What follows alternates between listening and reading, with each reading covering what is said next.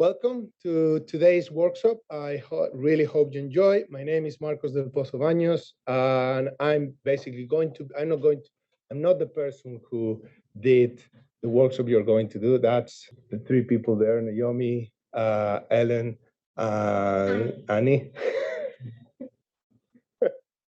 it's come to be a joke now. Yeah. Thank you, Hala, from NQ. So they have done an amazing job. I'm really confident you're going to enjoy this workshop. It's really cool.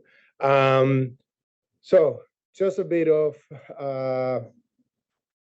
introduction. This workshop, as you may or may not know, it's the third one in a series that we have prepared.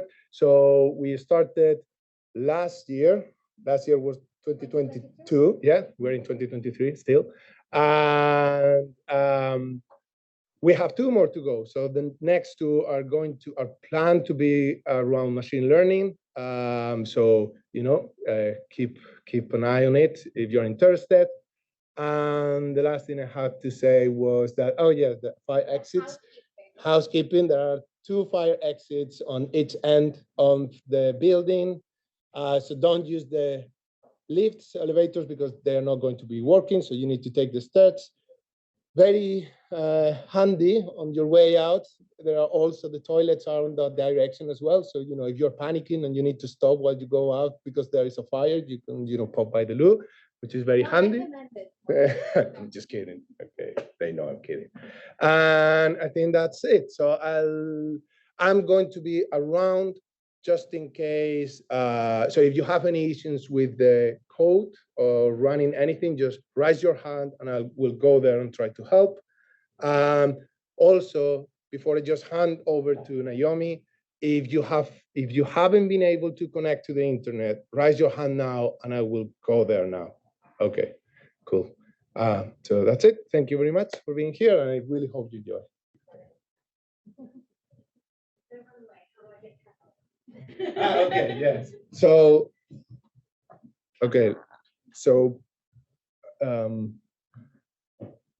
can we solve? Thank you.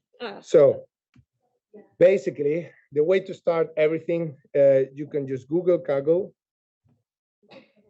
or Bing Kaggle. So you click on Kaggle. Yep, click search. I'm typing the name of the workshop. If I can, yes. So it's epidemiological methods for. We need a catcher. Yes, mental health research.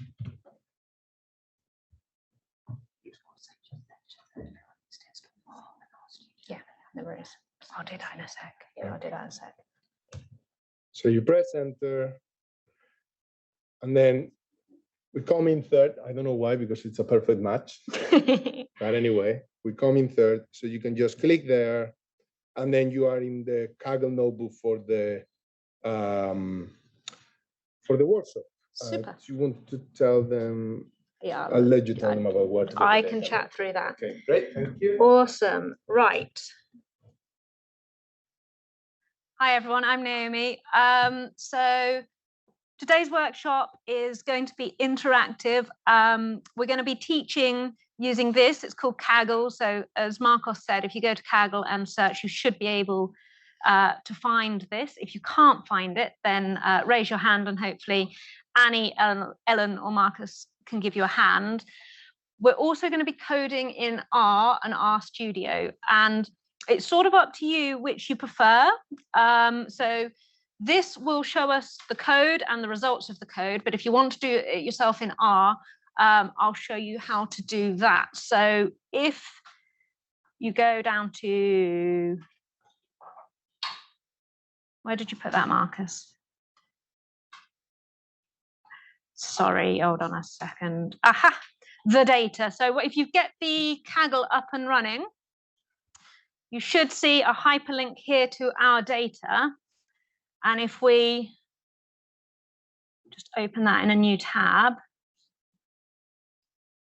you should see just here that you can download the data.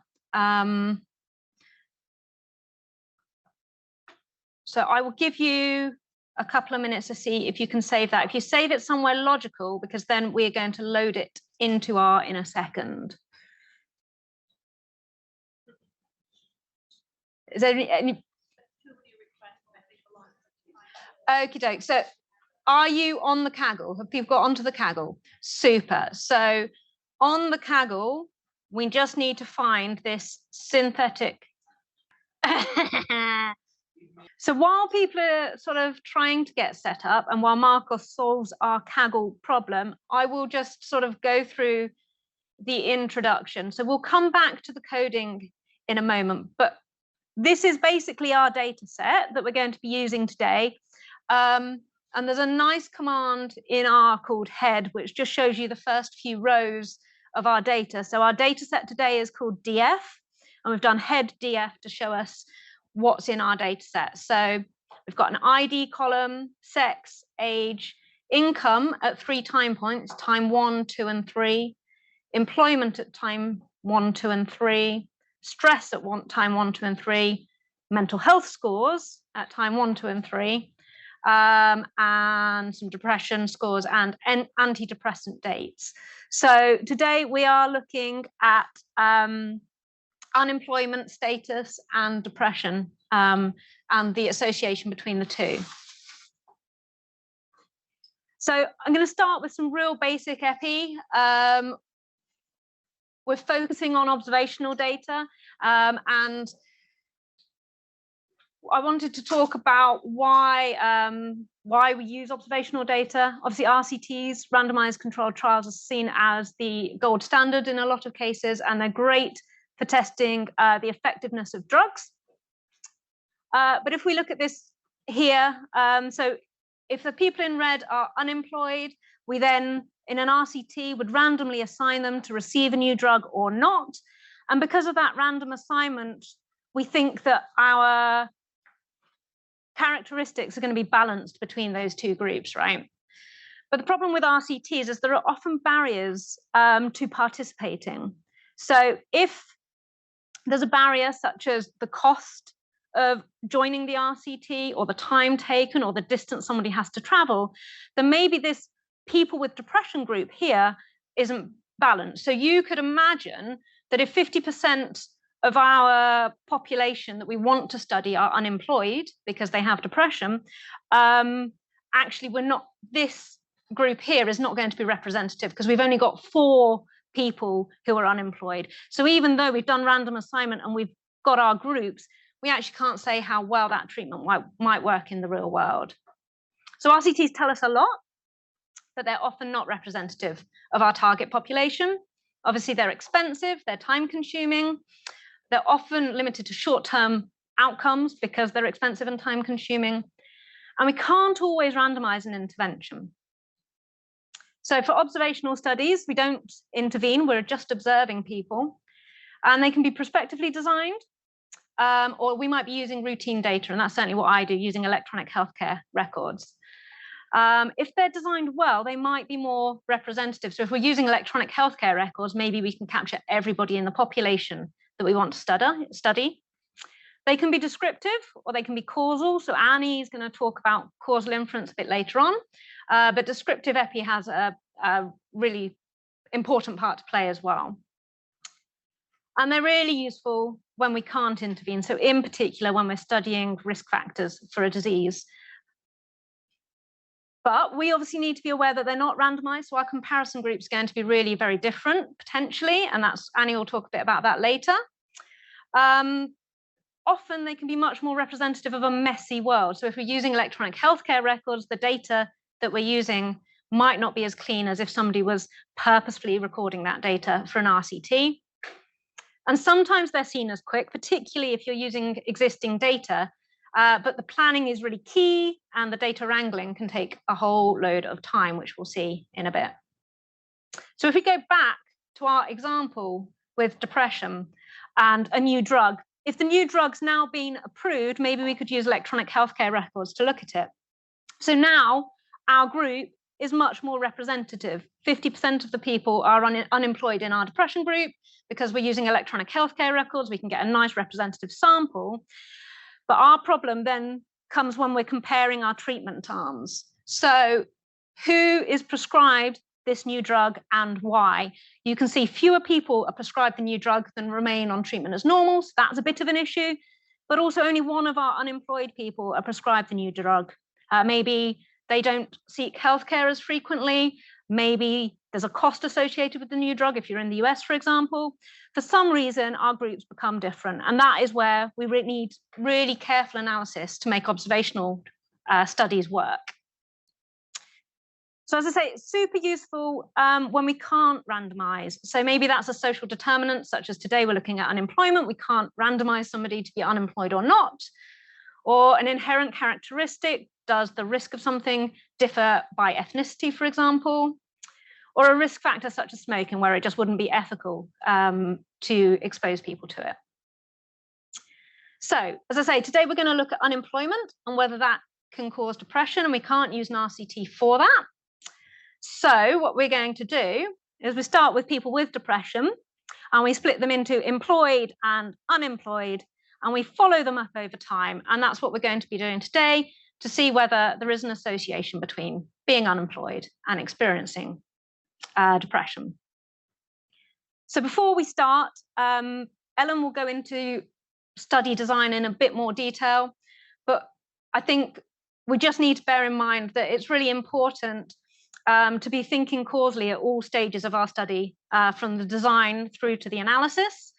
And even if it's a descriptive study, it's important to think about what our study is showing and what the causality is and what the likely impacts of the way that we've designed and analyzed are on what we can say about that study. So study design, we start by formulating the question. And here it's really, really important to be specific about your language. So are you talking about an association, or are you designing a study to prove or try to prove causality? And then based on that question, we're designing a hypothesis. And that's also including any prior knowledge that we have. And then for observational study, really importantly, we're defining our data source. So there are a whole host of data sources we can use. We might be designing our own study prospectively, but we might be using someone else's data from another study or electronic healthcare records. And so we need to characterize that data source. What's available? What can we measure in that data, and what can't we measure? And then we tend to use PICO, or I think in observational study, even better with a T on the end. So we're looking who our population is. So in our study, that's people with depression. What's our intervention? In our study, that would be unemployment. Our comparator is people who are employed, and our outcomes. So our outcomes today, we're going to look at a whole variety, but they're all around depression. So it's mental health scores we're going to look at as a continuous, whether or not somebody's got a diagnosis with depression, and date to antidepressant prescription as well. And then time is really important in observational studies where potentially you could follow someone up forever if you chose to.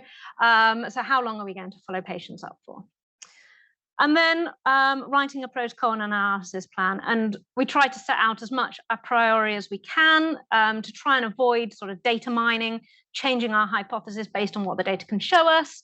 And more people are publishing their protocols, either in journals or on the Open Science Framework. And that sort of ties you in, and it makes it a bit more rigorous. Then one simple line to conduct the analysis. Those of you that already work in routine data will understand that that's the bit that takes the time. There's a lot of sorting the data out. Even just sourcing the data can be tricky, and then cleaning it. And then analyzing the data as well. So some key things we need to think about: how reliable is our data? Is everything that we've collected in a believable range? Missing data, Ellen will go through in a little while. And how's the data structured? So do patients fall under GP practice, under hospitals? Are there structures in the data that we need to account for? Whether the variables might alter the relationship between your exposure and your outcomes. So Annie's going to talk about this in a lot more detail in a little while. And what is our outcome? Is it continuous? Is it binary? Is it a count and a rate? And we'll go through that in some more detail shortly. Really important whether the data satisfies the assumptions of our model, which I will try and cover in a bit. And how are the variables measured? Are we categorizing them at all? And how are we going to do that? And then the interpretation sort of loops back to your study question, doesn't it? And it's about being really specific. So are our results statistically significant? Are they clinically significant? Can we say anything about causation based on the methods that we've used? And that's really all I want to say in sort of just setting the scene. So I'm going to scroll back up the Kaggle. Marcos, how are we doing in terms of people getting on? Yeah, so I was going to say, finally, the issue is not with the notebook. It's just like, I guess it's the way the network is set up. Kaggle is like, it thinks that it's all the same person asking to log into Kaggle, and it's like, you can't log in that many times. So what I have done is I have emailed everyone everything. So they have you have the data and you have the code in one script, one long script, and the script is also, you have the headings of each of the sections on the script so that you can find it easily. So what I recommend is, for the text part, anyway, they are going to be telling you what is on the text part. So just try to follow, you can see, you can just follow the code on your script with what you see on the screen. Is that okay? If you don't receive anything, let me know, or maybe just ask the person next to you if they have received it to send it to you. So when we created it. Yeah. So, do you mind if I just say something? No, go for it. Hi, sorry, one quick thing. So if you have, I think we're now going to run this locally. So you don't need this line of code, list.files. It should be towards the top. So you can comment this out. Okay, and then the other thing, the other change you need to make is, because you have everything in the same folder, you can delete this part here. So you just say read CSV and then the name, this whole part there.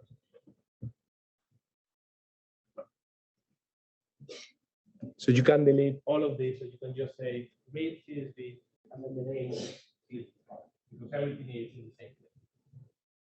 Yes? Okay. If you have any issues, let me know.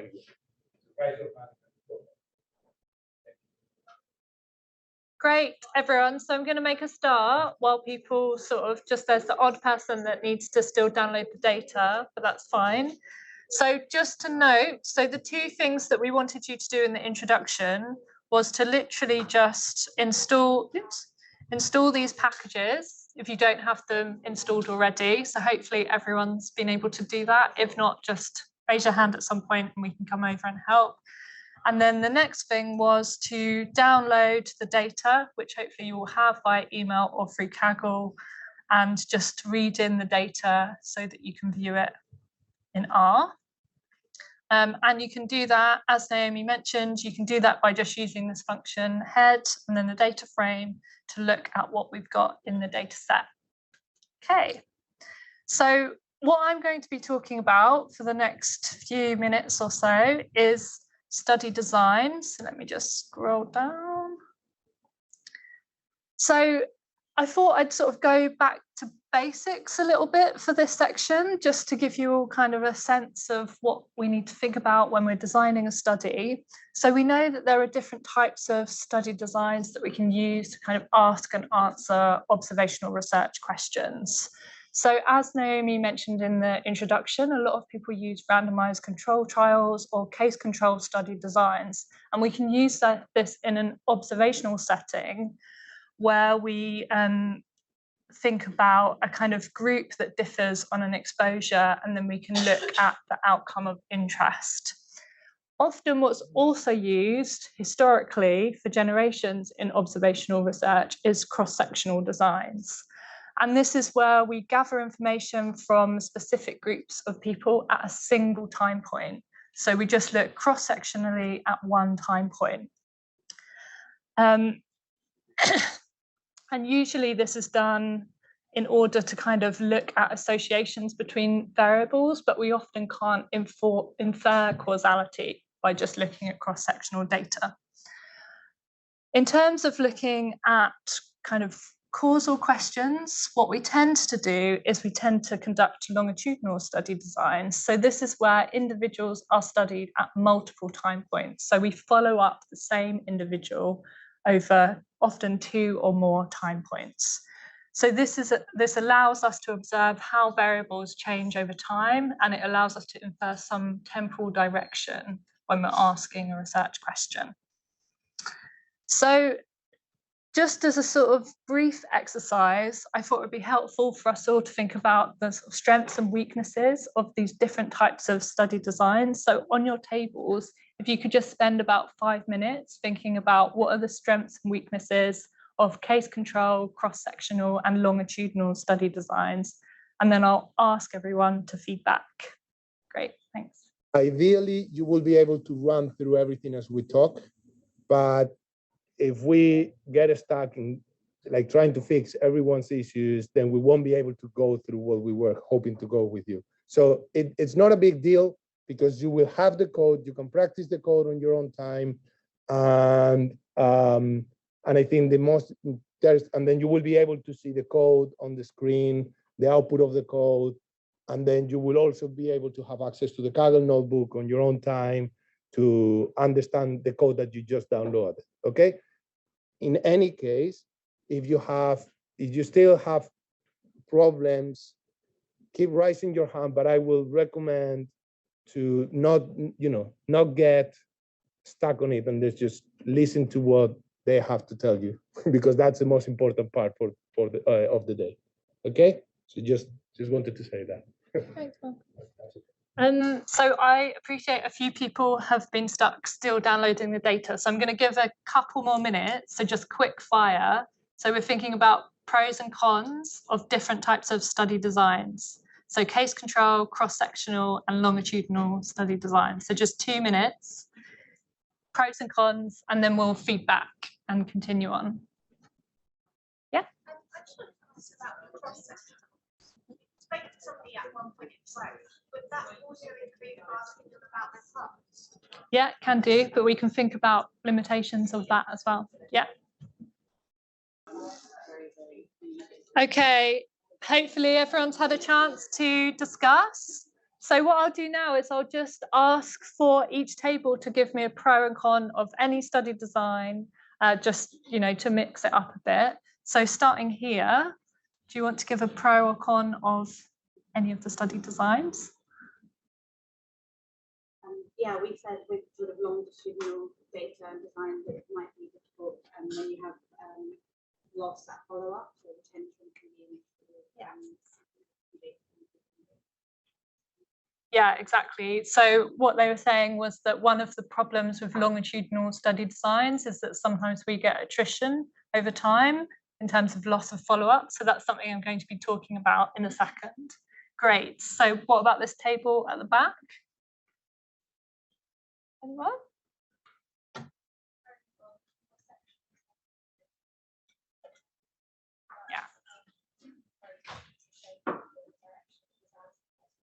Yeah, exactly.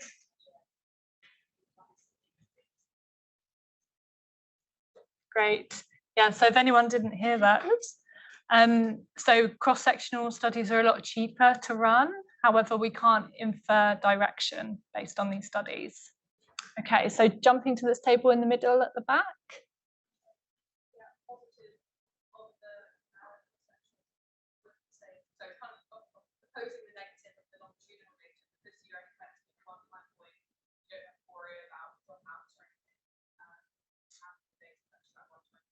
Yeah, perfect. Yeah, so when we look at things cross-sectionally, we tend to get complete cases with relatively fewer missing data points. Great. And this table in the middle at the front?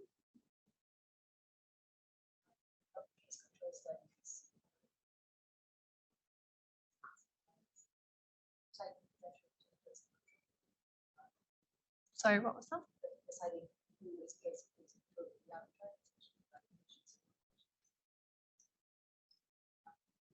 Yeah, so a strength of case control designs is that you can pre-specify how you recruit and assign cases and controls based on predefined criteria. So that's one of the strengths, is that you have more control over conducting that type of study. And then over here at the front, I appreciate it gets harder as we go on because all the things have been said already, but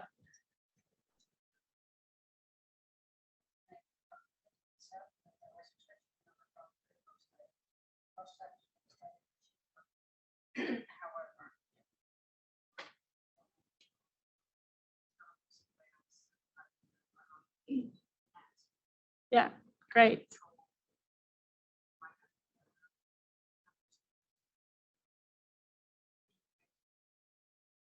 Yes, yeah. So yeah, missing this can still occur in case control designs. Yeah, exactly. And then finally at the back, anything to add? Not to worry if everything's already been said.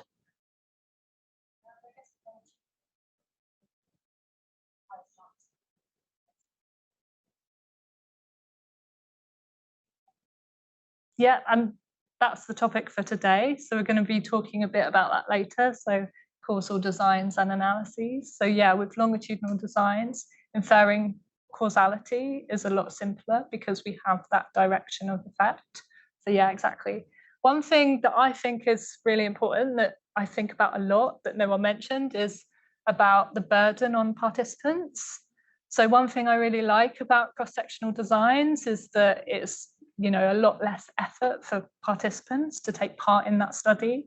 Whereas with these longitudinal designs, often we're expecting quite a lot from people to give their time continually over a longer period. So sometimes it's worth thinking about that, especially if you're interested in things like mental health, where you're kind of capturing repeated measures of people. Great. So another thing I just wanted to briefly touch on as sort of an introduction was just about the different types of variables that we look at when we're conducting these studies, and also the type of research questions we can ask. So most of you will know, this is sort of going back to basics, that variables are things that vary. So things that often vary within and or between people. So this, as researchers, is what we're interested in. So when we're designing a study, we can think about the type of information we're trying to collect, or if we're using pre-existing data, we can think about how that's being collected and what that looks like in our data set. So we've got things like continuous variables. So if we think about mental health measures, these are often captured using a questionnaire. So from that, we can derive a continuous scale.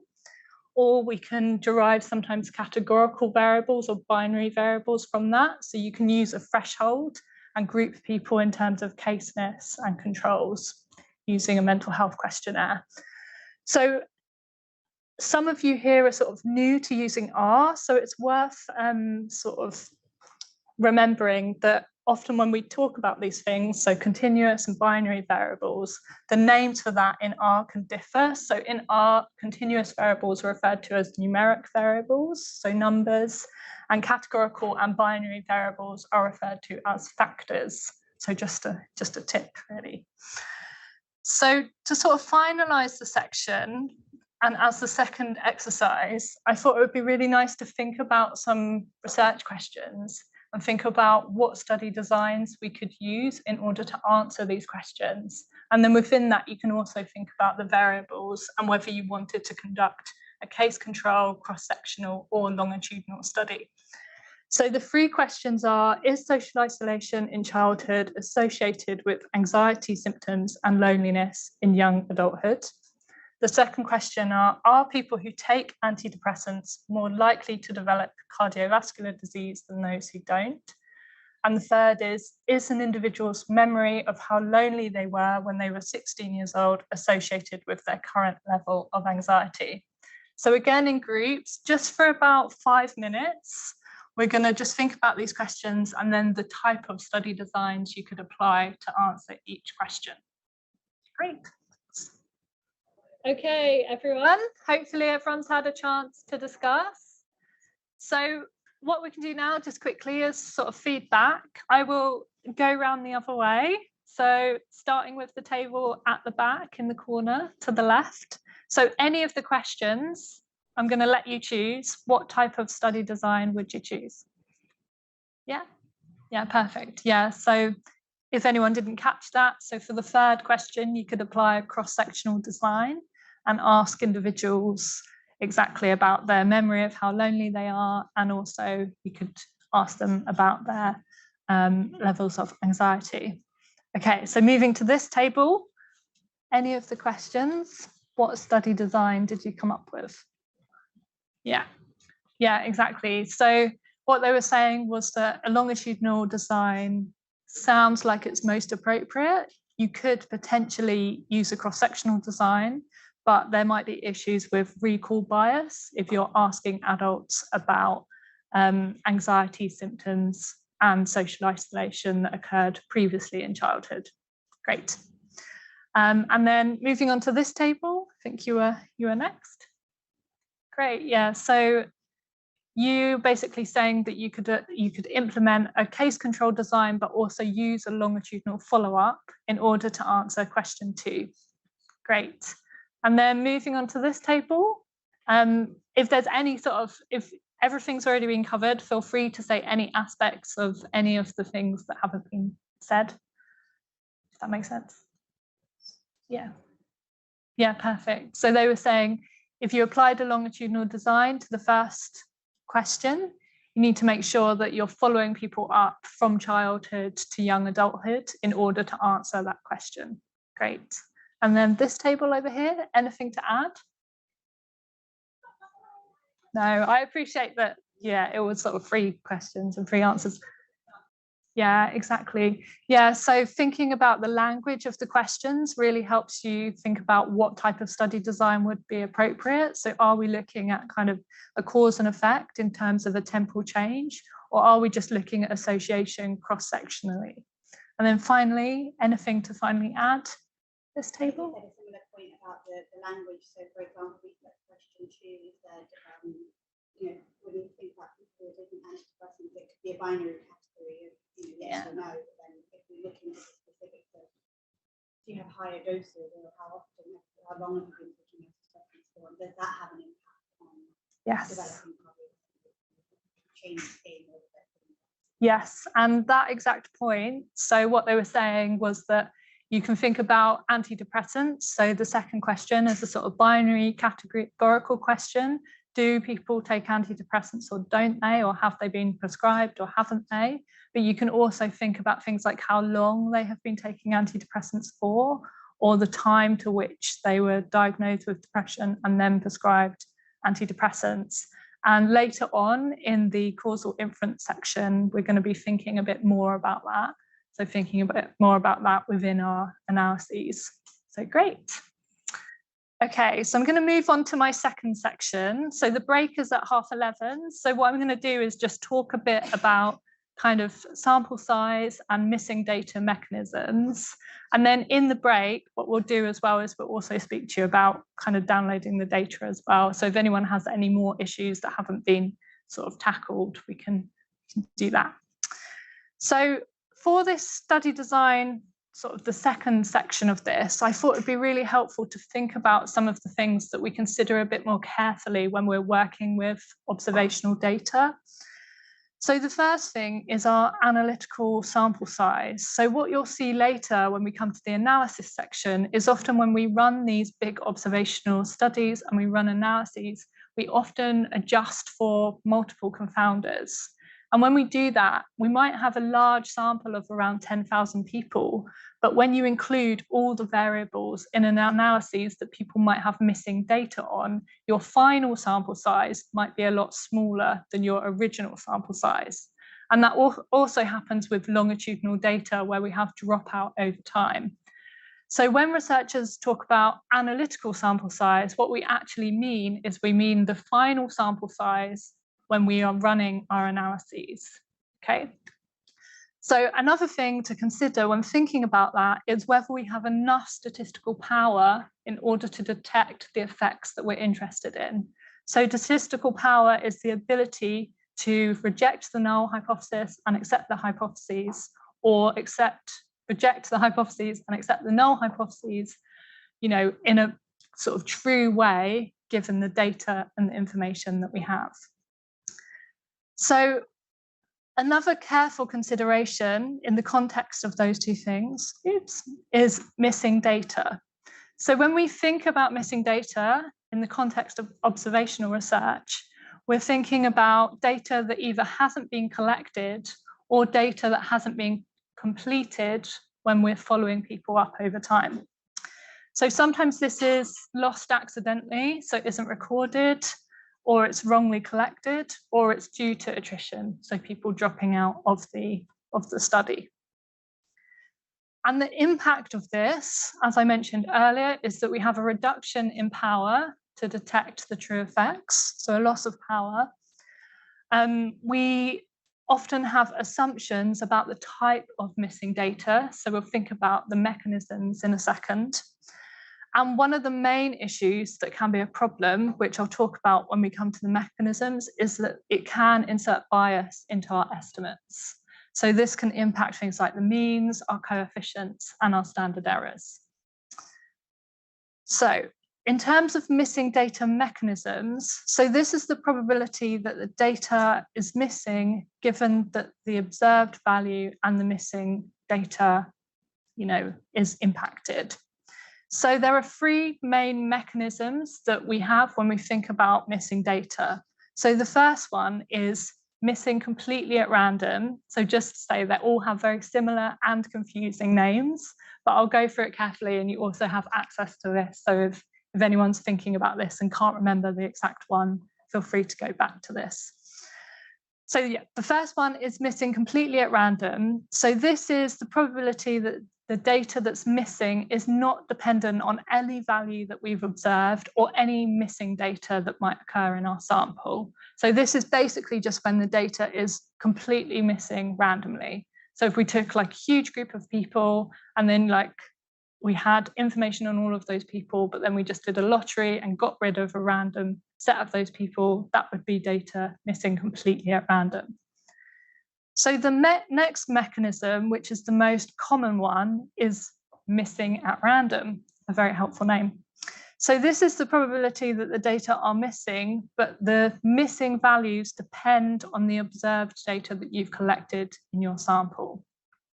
So this is an important distinction to the next mechanism, because what it means is that we might have missing data, but actually we've got information on the variables that can predict that missingness.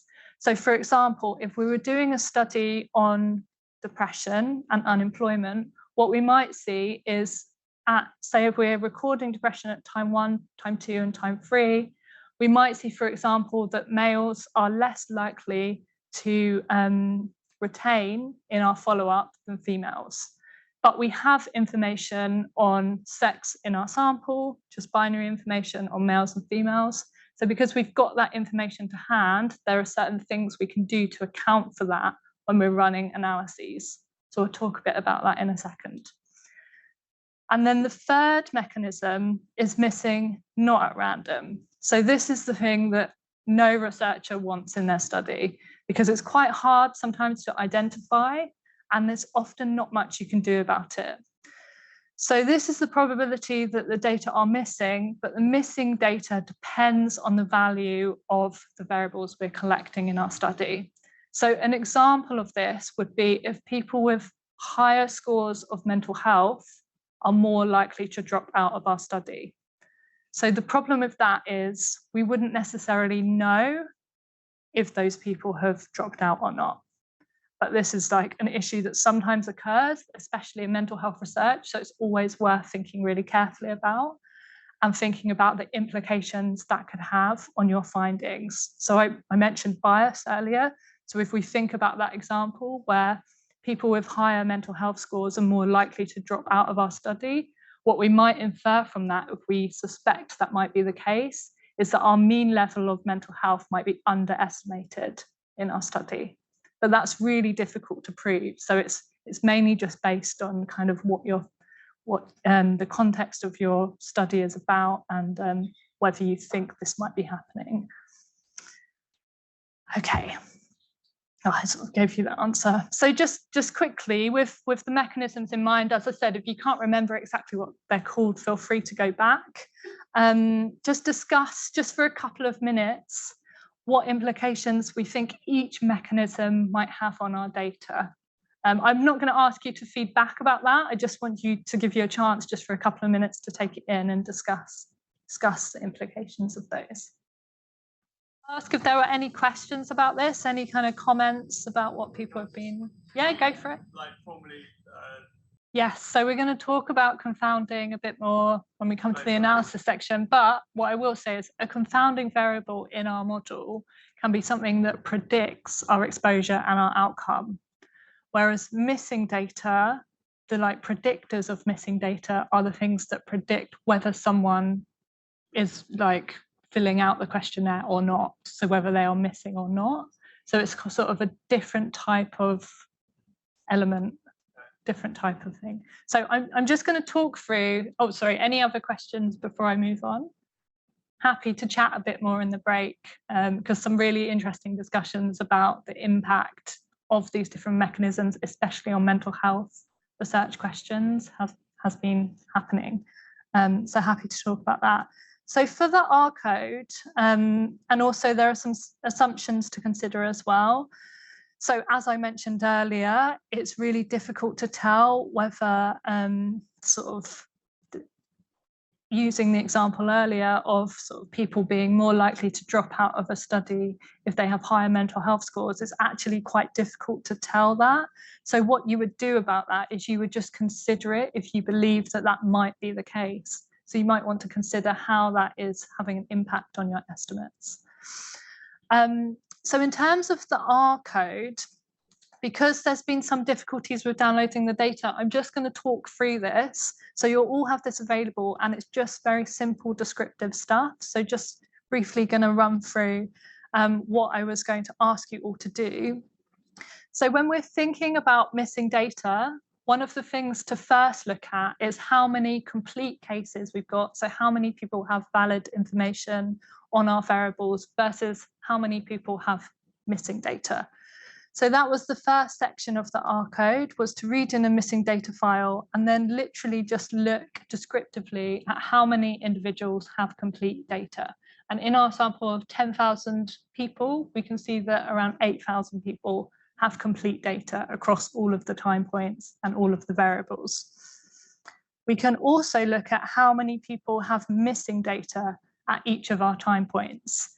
So using our example where we've looked at depression at time 1, 2, and 3, we can see at time 2 that around 1,038 individuals have missing data, and at time 3 around, 9,990 individuals have missing data. So one thing that's sort of helpful to do as well in the context of longitudinal designs is count how many people have missing data at all time points. So we know that this is 0 because we can see that everyone has data at time 1. So there's 0 missing data points at time 1. We can also look at how many people have missing data at any of the time points. So this is just really helpful information to think about when we're conducting a longitudinal study. We can think about how many people have missing data at all of our time points. So whatever we do, they're not going to be included in our sample, in our analyses, but how many people have missing data at any of the time points. And you can see here at time 2, 1,038 individuals had missing data, and this is the total number of missing data points. So thinking just about the counts of missing data and valid data in our data file, what we can then do is we can think about whether there are predictors that we have measured that can predict missing data. So what you can do when you do this is you can first create a binary variable that represents missing data of our variable of interest. So I've done this for time 1, time 2, and time 3. And what this does is it basically just gives us a variable of 0 and 1. 1 means that that person has filled out the questionnaire at that time point. and 0 means that they're missing. So you're basically creating 3 new variables at time 1, time 2, and time 3 that represent whether they're valid or missing. So this is kind of the first step when we're exploring the reasons why data might be missing. The second step is to observe the counts on that missing data. And we've sort of already done that. We kind of already know those numbers based on our exploring the data from before. So you can do that, but also for a predictor in your data set. So as an example, I've done this for sex. So what you can do using this code is you can look at whether, so this is just an example at time 1, look at how many data points are missing for males and females. So we know that there's no missing data, so that's why this is 0. At the second time point, we can also count how many missing data points there are for males and females. So 0 is they have valid information. 1 is they have missing information. So this is for females and for males. So this should add up if we calculated that to our earlier number of, I think it was 1038. So that's at time 2. And then again at time 3. So we can look at this for 0s and 1s across sex. Yeah. So there's 2 male and 2 female because this is almost like a contingency table. So you've got females missing and valid, and then males missing and valid. Does that make sense? Yeah, no worries. Yeah, the first one didn't have because there's no missing data. So it's just 0 and 0. There's no 1s in those variables. Yeah. And then the final step is that we can use logistic regression, which will be covered later on, but we can use this to actually test whether we can significantly predict missingness. So just as an example, if we go to model 2, just so I can break it down. So you basically, when you do this, you just include your missing variable as your outcome, and then sex as your predictor, and you can run a logistic regression. And looking at the results, if we go down to the second one here, so you can see that males compared to females are more likely to have missing data. Okay, so that's what this tells you. So we'll talk a bit more about logistic regression later, but this is just an example of how you can look at predictors of missingness in your data set. And then the final thing I wanted to show you was that if you also suspect that this might be the case across different variables in your data set, you can also, for example, look at that by these things. So if we suspected that individuals over the age of 40, for example, were more likely to be missing, we could also filter our data set by age and then retest whether sex is a predictor of missingness in our data set. Okay, yeah. You could do that as well, but it depends on what you suspect. If you suspect that it might be that younger females and older males, for example, might be missing, you might want to look at those 2 things. But in this example, for example, I was just theorizing that older males might be more likely to drop out of the mental health score over time. But yeah, it depends on what you suspect. But yeah, I would suggest always exploring all of the things that you suspect might be impacting missingness just by observing and exploring the data as I've shown you, and then go from there. Okay, any more questions about that? I think, yeah, go for it. Yeah, so I believe that this is just using tidyverse. So if you filter by age, you can just do that by kind of, you're basically creating a new data frame, but just with those over the age of 40. Is that what you mean? Yes, I see what you mean. Yeah, that was just a copy and pasting error. So we would change data df miss to filtered data for this. Oh, and that's probably why it didn't run. Yeah. Great. Thanks, everyone. Yeah. Yes. Yeah, exactly. Yeah. So if you only have zeros, then yeah, you're not estimating anything. Exactly. Great. Any more questions? Yeah, if you see any typos or anything on the Kaggle, let us know because we can update it as we go. Great. I think we're ready for a break. Oh, one more.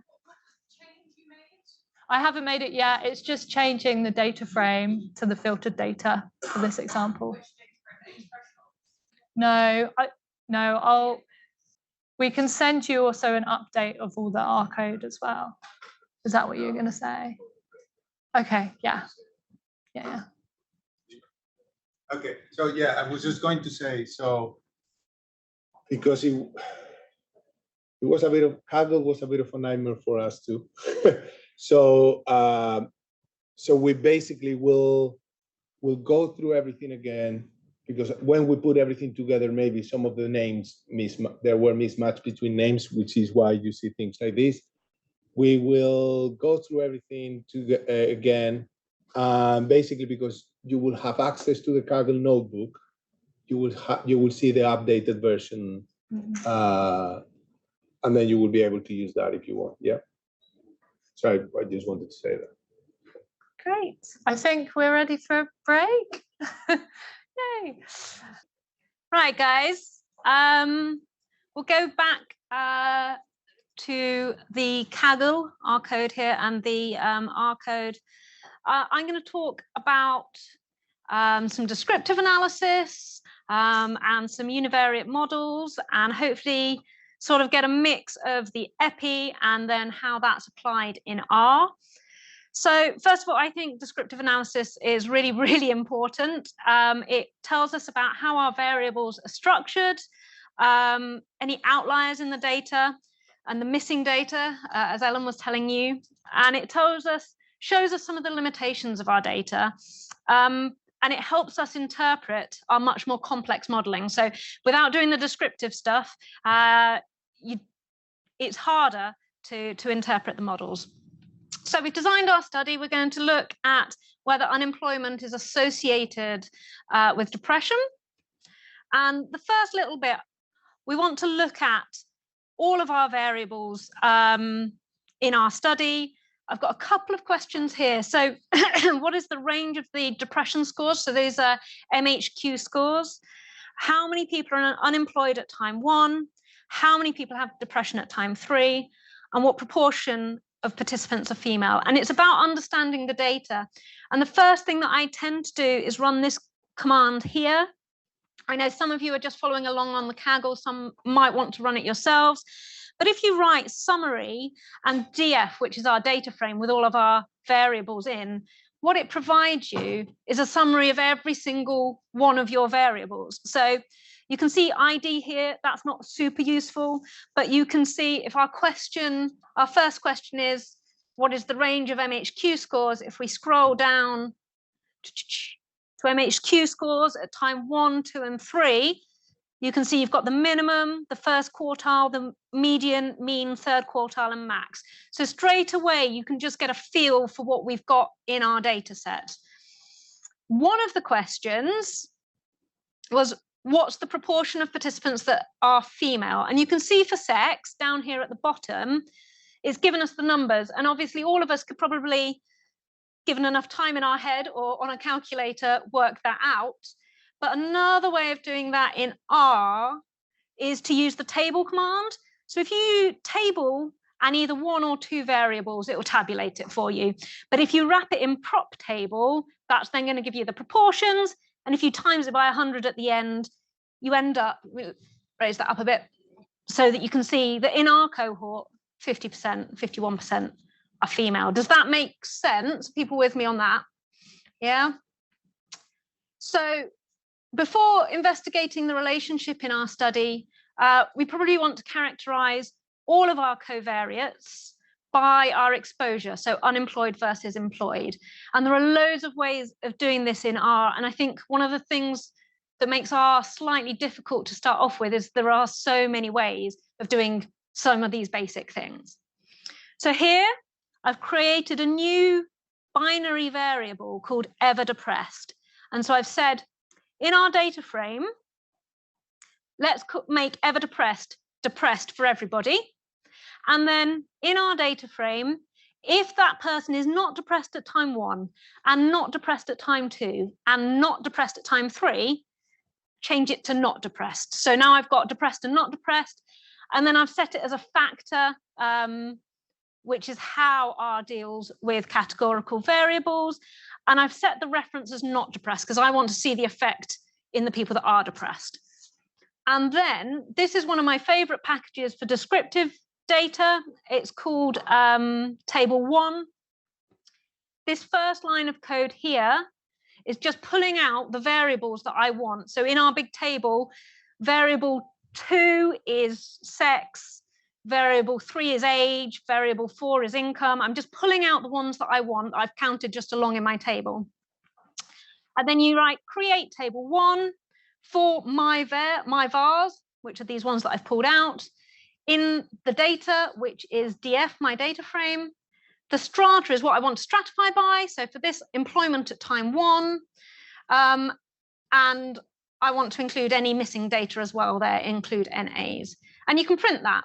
And what you end up with is basically your table 1, which is why I like it. Straight away, you can see you've got the proportion of male and female. You can see the mean income, the mean mental health scores between employed and unemployed, and depression, and the new variable that I had created, ever depressed. So you can see about 38% in people that are employed and about 80% in people that are unemployed have got any depression in the follow-up of our study. That's a great question. And yes, you can. So if you look at this here, I've got print table 1, and I've got non-normal is false. If I change non-normal to true for any categorical variables, it'll give you the median. And you can get even more complex. If you look it up, you can choose some to do means and some to do medians if you want to. It's really customizable. So I've rounded it to 2 digits. You can see cat 2 digits at the end there. So that, yeah, it's one of my favorite packages. No, it's table 1. Yeah, it's called table 1. And then the command is create table 1. For graphing, I tend to use ggplot, which is sort of a basic, I would say it's probably the most used graphing tool. And I think it's always nice to have a look at the distribution of your outcomes. So here we're looking at mental health scores. And I've created a histogram, a density plot, and a box plot. And what you can see, you start with ggplot, you put in your data frame, so you can see it says DF for all 3 of those. And then AES stands for aesthetic. So that's how you want your graph to look. So for that top one, I've taken mental health scores and I've grouped it by employment, and I've filled my bars by employment. So that's the coloring of the bars. The density plot is a line plot. So rather than fill, I've used color. I'm coloring my lines. And my box plot is black and white. So it's just employment and mental health score. And then underneath you write either your histogram, your density plot, or your box plot. And this is what you end up with. So this is the histogram. Straight away, that's saying, firstly, we've got a lot more people that are employed than unemployed, which is perhaps not surprising, but it's also pretty non-normal, isn't it? It's sort of this ski slope shape. And then the density plot shows a very similar thing between the two. It's just a bit smoothed, perhaps a bit easier to see the unemployed distribution as well. And you can see there are similarities and differences across those two distributions, which might cause us some issues going forward in terms of analyzing them.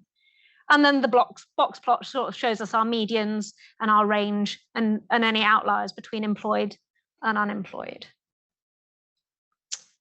So I also wanted to show in R, you can calculate very easy things quite easily. So the mean, we're going to create the mean difference in terms of mental health score between the employed and the unemployed. And so you do mean, you take your mental health score. In R, if you use the square brackets afterwards, that allows you to put a condition on. So I'm saying take the mean mental health score when employment 1 is employed, and then take away the mean mental health score when employment is unemployed. Does that make sense to everybody? And you get a mean difference of minus 4.19. So people that are employed have a mental health score that's about 4 points higher, 4 points lower than the unemployed group. So that's some very, very basic descriptive analysis. I then wanted to talk very quickly about hypothesis testing. I'm not going to go into a huge amount of detail, but it's important that we understand the p-values and the confidence intervals that we're looking at, I guess. So we need to think really carefully about our study question. I said that earlier. If we consider our question of are people who are unemployed at higher risk of depression, our study hypothesis might be that people who are unemployed have a high risk of depression, but our null hypothesis would be that there was no difference between those two groups. And so our alternative hypothesis is that there is a difference. And I'm sure many of you are familiar that we evaluate the strength of evidence against our null hypothesis using a p-value. So we ask, how likely are my results if my null hypothesis were true?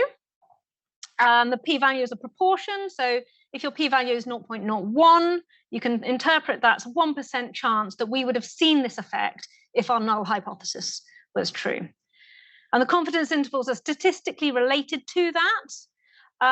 And they tell us how accurate our estimate is. So if we repeated our study multiple times, 95% of 95% confidence intervals would contain the true population effect. So we're 95% sure that ours does, or 5% chance perhaps that the population mean falls outside of that range that we're showing. So to sort of demonstrate that, we're going to look at testing our mental health scores in terms of unemployed and employed. I've done a t-test because we get the confidence intervals out of that, but we saw our data is really very non-normal. So I've also put a Mann-Whitney U-test in, but those don't give you a confidence interval because it doesn't give you the mean difference. So we've done both. So this is how you would do a t-test in R. You literally just type t-test, and it's your mental health score.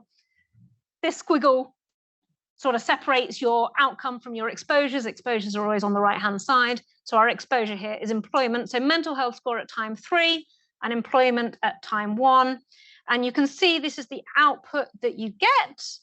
And you've got the mean in each group over here. You've got our 95% confidence intervals, which would sit around that mean difference that we just calculated. So 4.19 is the effect size, and these are our 95% confidence intervals here. And you can see we've got a massively low p-value. And then this is a non-parametric test, so the Wilcox test.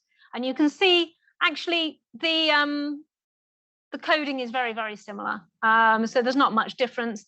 And again, you get a very, very low p-value.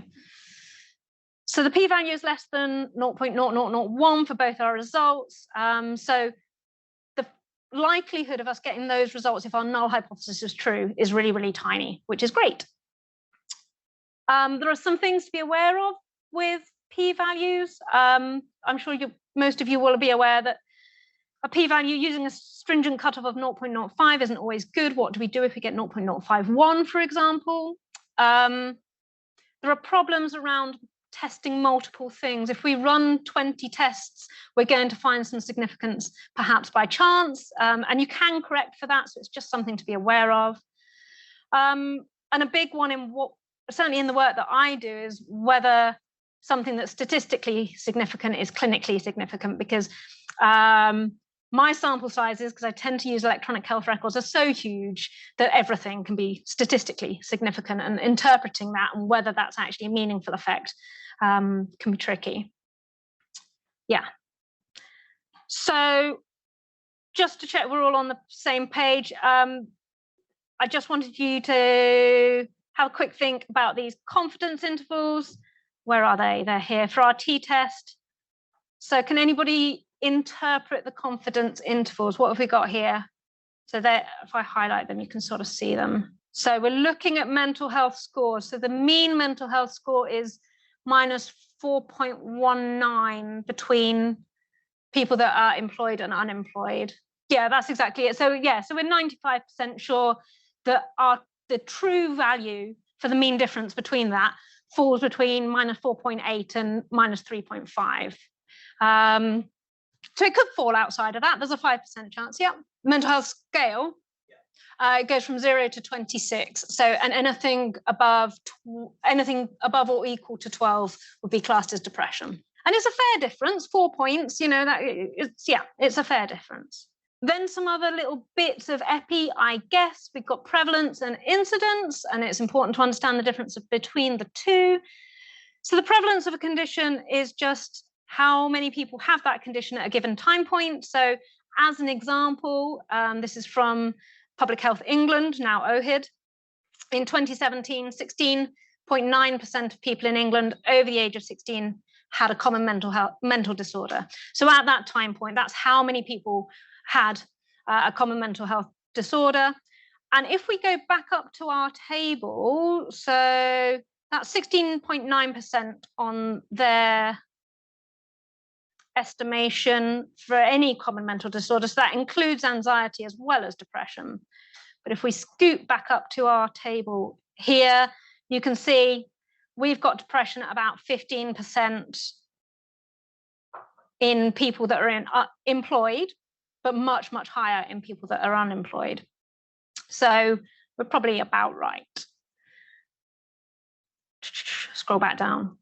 Then the incidence is a little trickier, I think, for non-epidemiologists to get their head around because it uses this unusual person years denominator.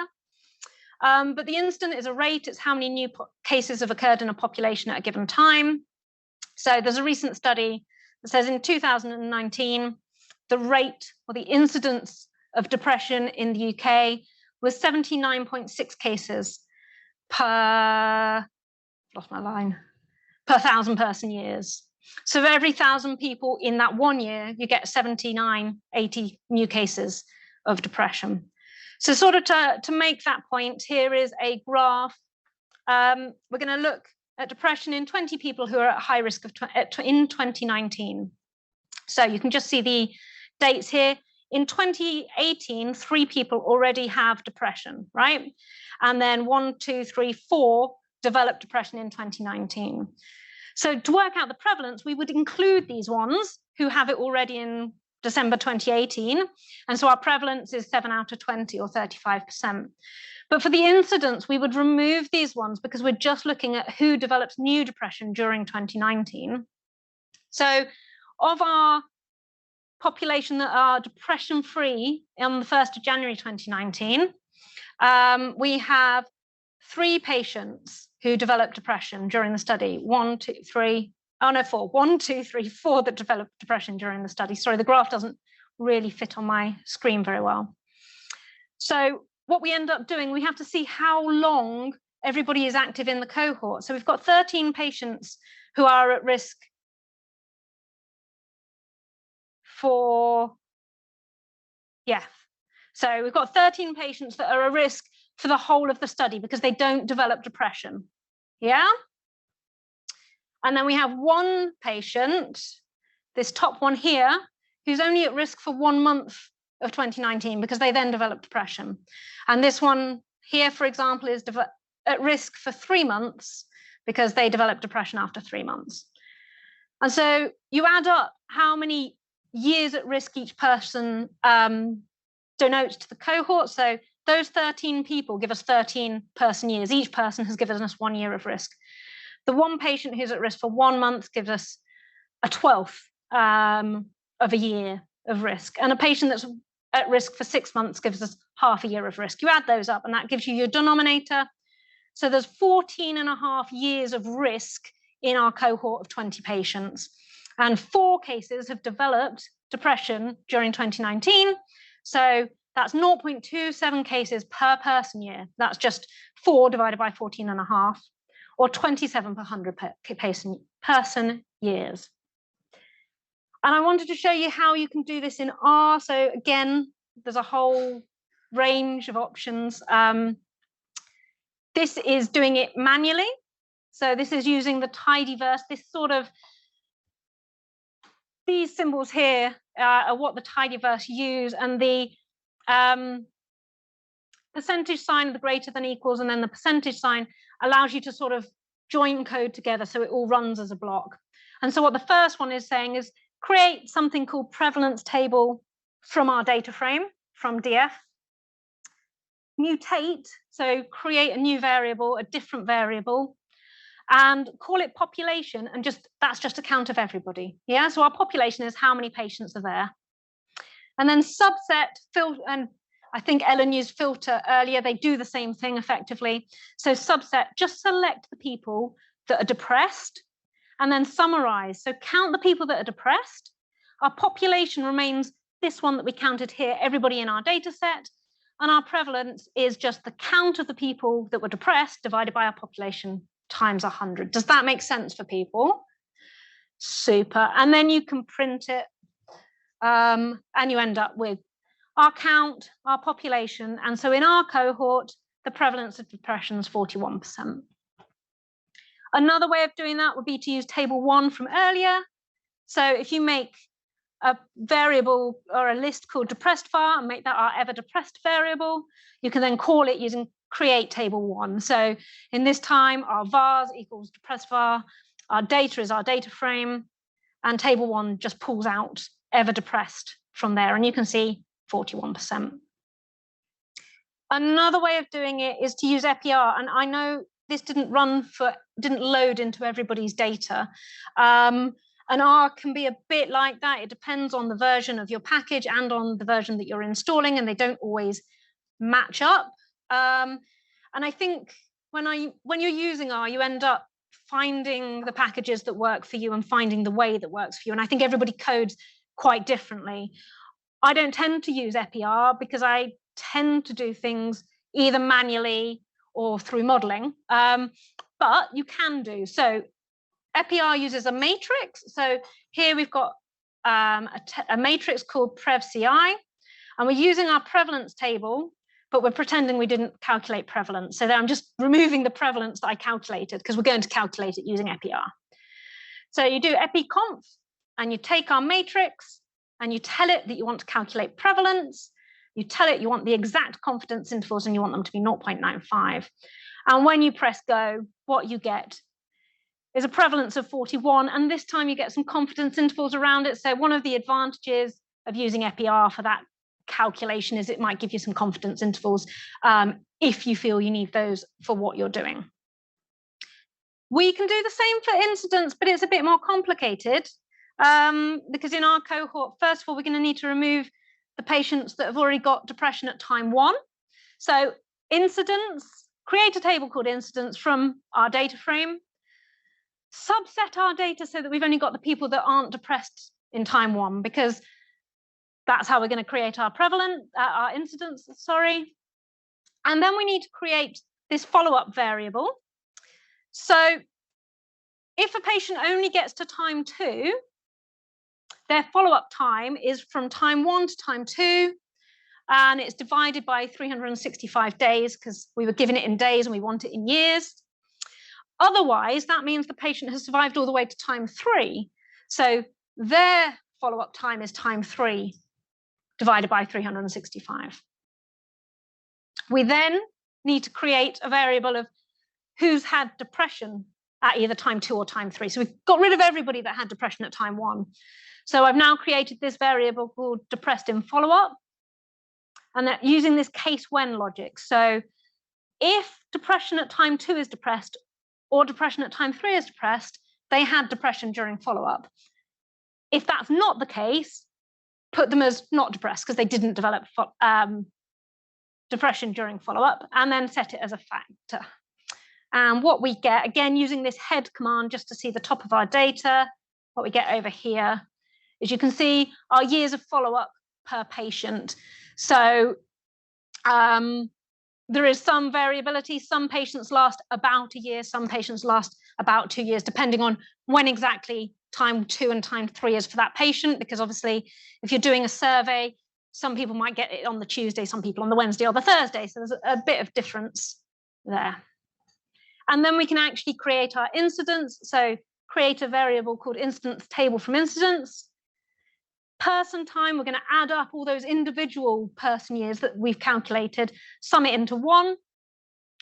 Choose the people that are just depressed and count them. So we know how many people were depressed during follow-up. And then it's just a count of the people that were depressed divided by the total person time. And you get an incidence of 15.9. We could use EpiConf again, this EpiR package. This time we have to tell it that it's an incident rate, not a prevalence that we want.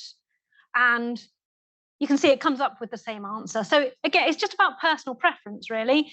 For the incidents, that's quite a lot of manual fiddling around to do just to create one number. And so maybe it's easier to do some of this. Yeah, so in reality, that's quite, this bit up here is quite a lot of work to do to create your incidents. What I actually tend to do if I need incidents is pull it from a Poisson model. And I'll show you how to do that in a moment, because that's really, really quick and easy, and it does all the calculating for you. And go on them. 0.25 because of leap years. Because of leap years, yeah, so it just tends to be the standard, because if you're doing a very long-term project, that leap year would have an effect. If it's just a couple of years, then it doesn't really matter. Yeah, let me just get this one here. I mean, effectively, it's an equals. So when this happens, do this. Yeah, so case where when depression 2 is depressed, make this follow up time 2 divided by 365. So it's like an equals effectively. No. Yeah, I mean, you would still probably do person years. So you would just follow up from the time that they had their COVID vaccination, how long were they event free, to the point that they got that event. And so the denominator would be their exposed time. Does that make sense? Yeah, I suppose people might, person on the street might just want to know prior vaccination, what's my likelihood of having it? It doesn't matter if it's 2 hours, 12 hours, or 2 days later. Yeah, and I think that's a really valid point, because I think sometimes we have to use the methods that are interpretable as well. So sometimes incidence isn't super interpretable for the person on the street, and you end up doing prevalence or absolute differences or something that is more understandable. Yeah. Realistically, yeah. And I mean, yeah, realistically, it's just the confidence intervals it's going to give you. Yeah. It depends on what you want. As I say, I don't tend to use it, and certainly for incidents, I'll show you in a moment, I like to use a Poisson regression without an exposure in it, because it produces you the same number, and there's less fiddling around trying to calculate things. But I'll show you that in a sec. Are there any questions before I move on? Are we good? Cool. So I also wanted to touch on risks, risk ratios, odds ratios, incidence rate ratios, and how we do those in R. In Epi, we tend to use a whole load of ratios to explore those differences between groups. And we tend to do them in a 2x2 table. And you'll probably guess there's loads of ways to do that in R as well. So here is a 2x2 table of unemployment and depression. So I've created a table called UnemP Depress based off our data frame. And now I've used the term group by, so I've grouped it by employment status and depression status. And then I've summarized the count. And what that will do, if you see under here, is create you your nice 2x2 table. So you've got employed and unemployed, not depressed and depressed, and it shows you how many patients fall into each of those. So that group command is quite nice. To get it to look in a nice table, you end up having to sort of pivot it wider, because otherwise it all comes down. You get 1 0 1 0, and you can sort of pivot it the other way.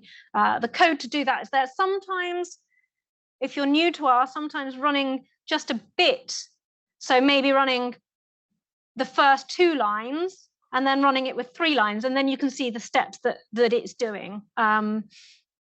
Makes it a bit more understandable. This is where EpiTools might be a bit more useful, because rather than having to create it yourself using this, if you use the EpiTools package, you can use EpiTable and put them in, and it produces it for you, and you don't have to pivot things, and you don't have to worry too much about stuff. The other nice thing with EpiTable is you can wrap it. I talked to you about this prop table earlier, so you can wrap it in the prop table and times it by 100, and then as well as your raw numbers, you can get percentages, which is quite nice to have. And from our 2x2 table, we tend to create either risk ratios or odds ratios. So I think a lot of people will probably be familiar with risks and odds. So the risk ratio is basically the prevalence in one group divided by the prevalence in the other. So if we're looking at unemployed, we're looking at the prevalence of depression in the unemployed group divided by the prevalence of depression in the employed group. The odds ratio is a little stranger, just because we don't tend to use odds quite so much. So we're looking at the odds of the outcome in people that have been exposed divided by the odds of the outcome in people that are unexposed. And it's probably easier for me to just show you those. So I'll show you those in a sec. And then the incidence rate ratio, where we're just looking at the incidence of one group divided by the incidence of the other. So as I say, easier to see in R. Again, there are different ways of doing it.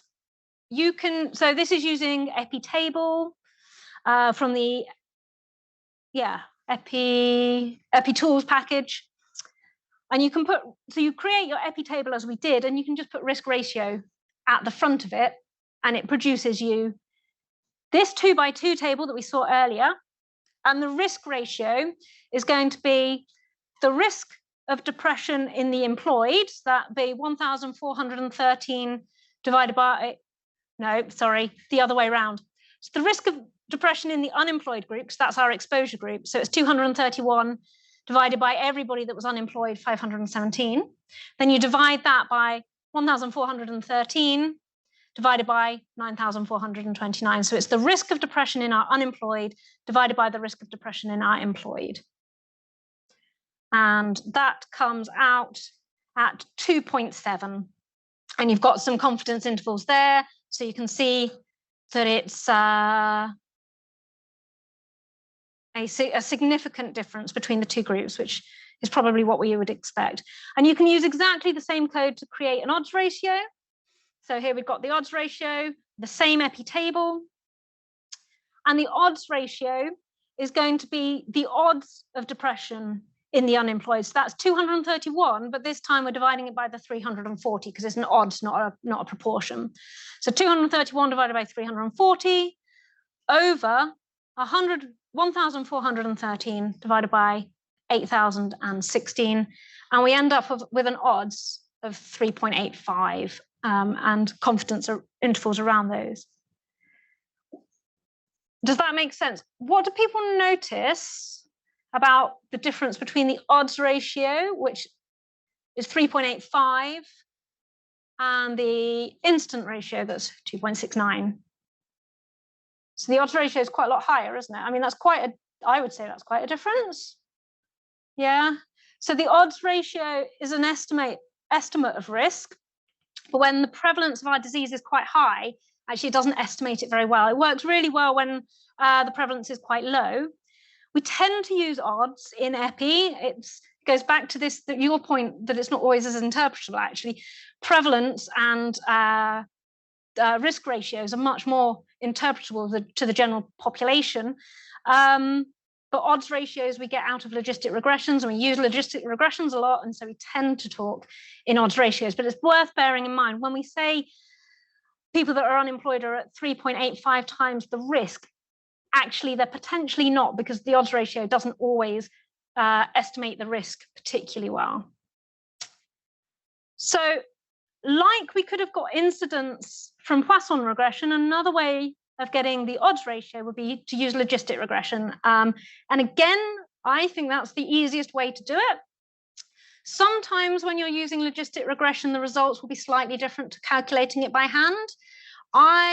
In the epi table, if I go back up here, I cheated and I forced it to use the Wald method, which is what I know logistic regression uses, so that they definitely match 100%. When I didn't force it to do that, it used a different method. I think it was a Fisher's method, and there was a difference on about the 7th or 8th digit. So not a big difference. And when you're rounding to 2 significant figures, you wouldn't notice it, but they don't always match 100% because there are different ways of calculating confidence intervals, of calculating odds ratios, just to be aware that it doesn't always create the same thing.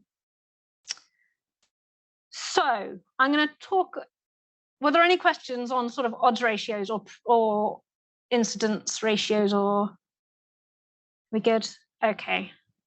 So last little bit before lunch, I'm going to talk about univariable regression. So linear regression, logistic regression, Poisson regression, and then a little tiny bit on survival analysis. So I'm going to start with linear regression. We use linear regression when we've got a continuous outcome. So in this case, this is our mental health scores. And our exposure can be in any format we want. So it could be continuous, or it could be binary or categorical. In our situation, it's a categorical variable because our exposure is unemployed or employed. I've put the very basic formula there, y equals mx plus b. So that's the formula of a line. Easiest to think about if you're thinking about 2 continuous variables on a scatter graph and how you might join them. So m is your rate of change, the rate where your slope is on the line, I suppose, and b is where it crosses the x-axis. So when your outcome is 0. In R, we would write LM formula equals y, our outcome, and x, our exposure, in whatever our data is. And we'll go through that so that you can see it. There are numerous assumptions to linear regression. The 2 that we're going to focus on is normality. So we've already seen that our data for mental health scores was non-normal, right? We already know that. But normality for linear regression relates to our random errors. We want the error in the model to be normal. And so we'll have a look at that in a sec. And we also want our random errors to not vary too much between the groups. So we want the groups to be comparable. And we'll have a look at how we see that in R as well. So this is what a linear regression model looks like in R. So my linear regression model is called lin-un-emp. And you put LM for linear regression or linear model. You've got your outcome, that's mental health scores at time 3. Our exposure is unemployment at time 1, and our data. And we can create a summary. And personally, if you've come from Stata, which I think probably some people in the room have, when you do summary, it's disappointing. It's a bit messy. It's not, we're good.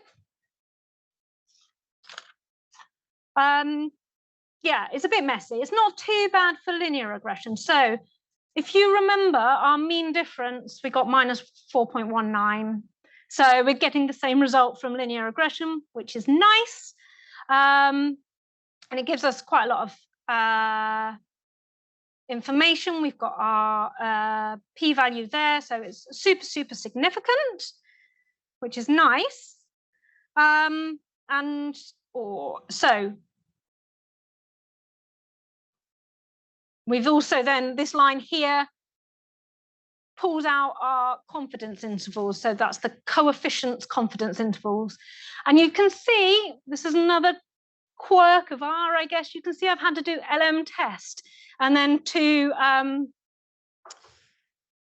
yeah, there. And the reason I've had to do that is one of the packages that I've loaded has overridden the command coefci. So because so many packages are sort of user developed and they're free, and there are so many thousands of packages, sometimes they use the same name.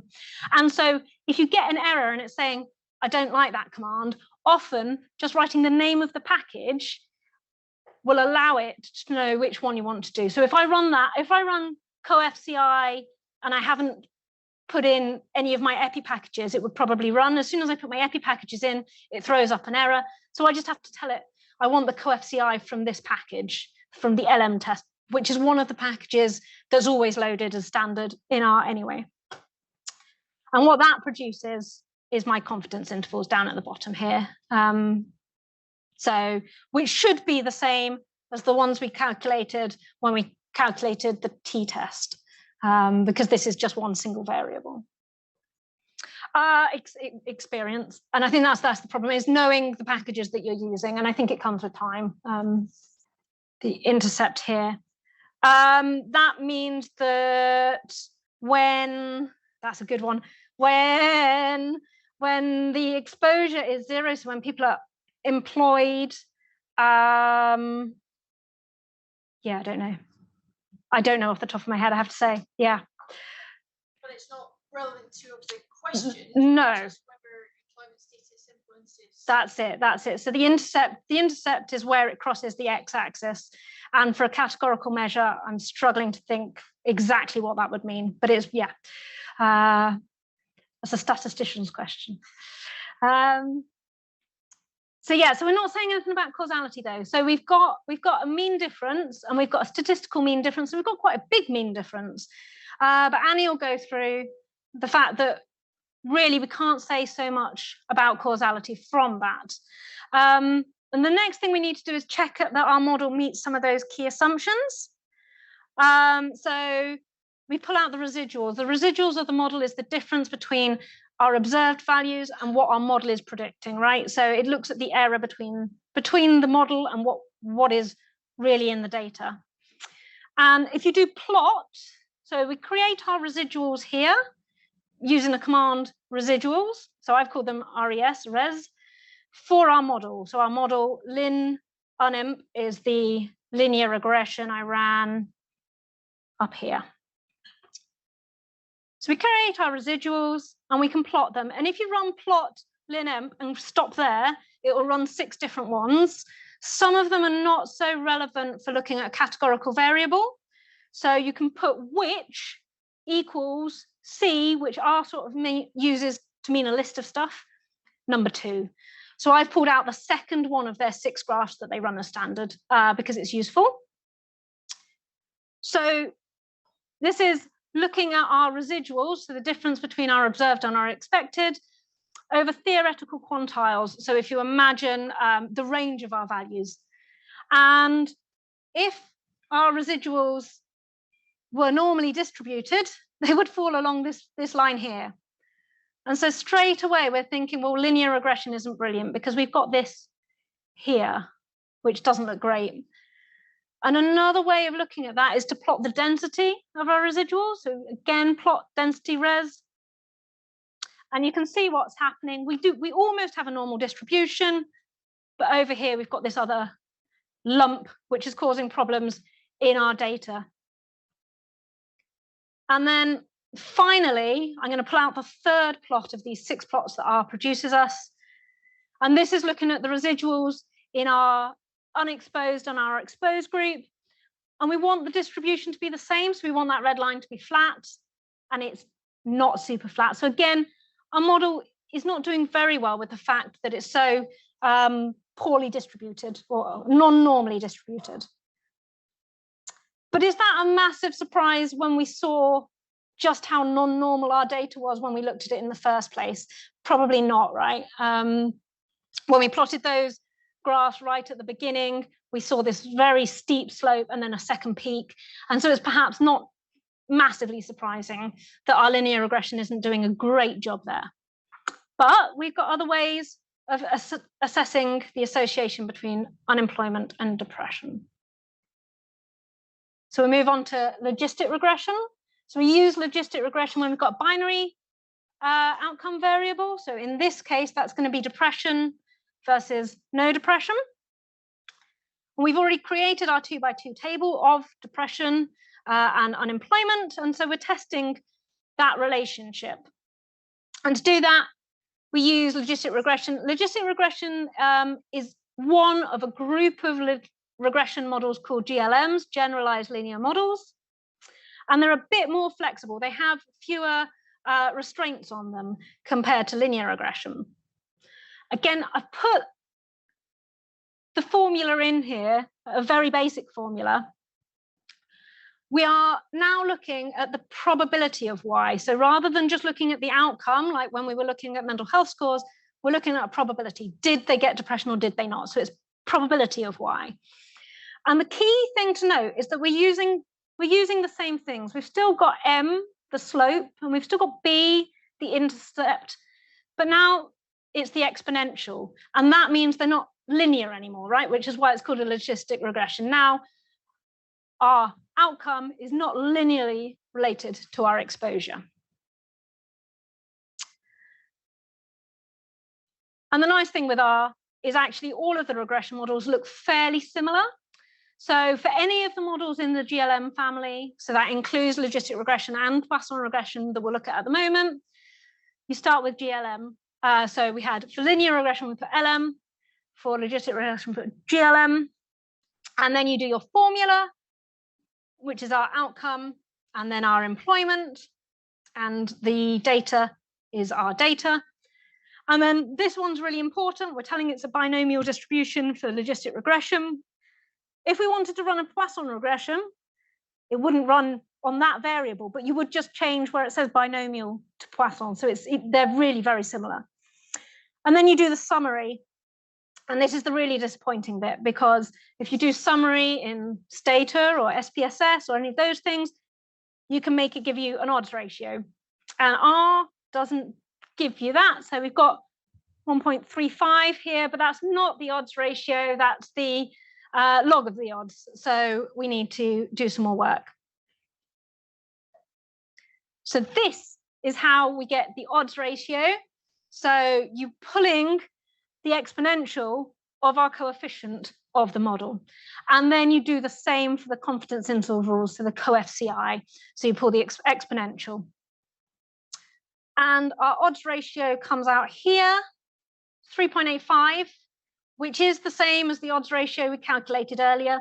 And as I say, that's why I tend to use logistic regression to make my odds ratio, even if it's single variable, because that little tiny bit of code is much easier than sort of moving the data into different tables and fiddling around and adding things up. But it is useful to be able to do both because there's a lot of data wrangling involved. And we have some confidence intervals. So yeah, I've ruined it for you. Reflect, compare it to earlier. Yeah, it is the same. It is the same. So the final one of the sort of standard regression models is Poisson regression. So again, it's a GLM model, and we use it for rates. We use it in epidemiology frequently to find incidence. So although it's a rate, we often use it as a 0 or 1. Did the person get depression or did the person not get depression? So actually, I'm not looking at the rate of depression in an individual. You can use it for counts. So you could use how many times has somebody been hospitalized. So you don't have to limit it to 0s and 1s. You know, I've used it quite a lot in hospital data where a patient might be hospitalized 500 times or 300 times. The key thing is because it's a rate, Y can't be, our outcome can't be a minus number. So it's a log of the outcome. And again, we're using the same things. We're using that intercept and the slope of the line. We use a funny thing in Poisson regression called the offset term. So because all of our patients have unequal follow-up, we use this offset term to tell the model that effectively.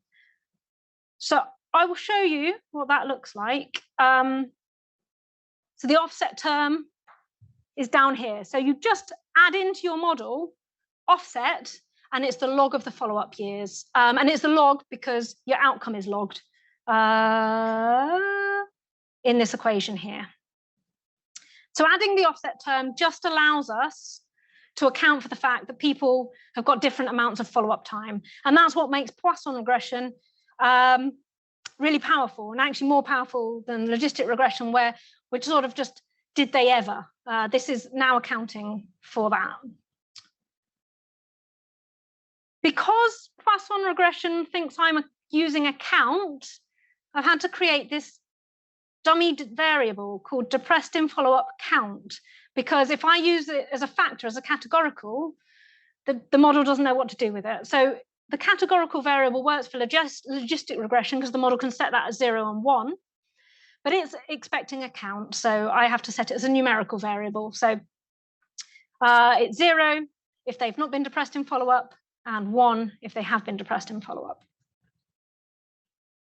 And I said earlier, we could use this to get just the incidence rate. So if you don't put an exposure variable in, it's going to calculate the incidence over the whole cohort. And so that's how I would always calculate my incidence. So my incidence rate, same formula as before. You can see family, I've added Poisson instead of binomial. I've used my data this time. I've used my incidence table that I created earlier, because in that I removed everybody that had depression at time 1. Yeah, so because we're looking at incidence, we're going to have to remove people that were depressed at the outset of our study. And I had already calculated the individual years of follow-up each person gave me. So you do still need that calculation. You need to know how long somebody's been in your cohort to get the Poisson regression to work. Again, the Poisson regression gives you the logged instance rate. So you have to use this EXP coefficient of the rate. And then because earlier I had it in 100 person years as the denominator, I've times it by 100. And you'll see 15.94 is what we had calculated by hand and what Epitable gave us. So whatever method we use, we end up with the same answer. Like the other models, you can add an exposure in. So now this model is very, very similar. The only thing that I've added is this employment at time 1. So now instead of calculating my incidence over the whole cohort, it's going to calculate my incident rate ratio. What's the incidence in the exposed divided by the unexposed? And again, we have to do the exponential of the coefficients and the exponential of the confidence intervals because it's on the log scale. And we get an incident rate ratio of 2.68 in people who are unemployed compared to people who are employed. And we get some nice tight confidence intervals, actually. So I wanted to draw your attention to the two different results we get here. So we've got an incident rate ratio of 2.68. And if I scroll up to our logistic regression, here we get a logistic regression.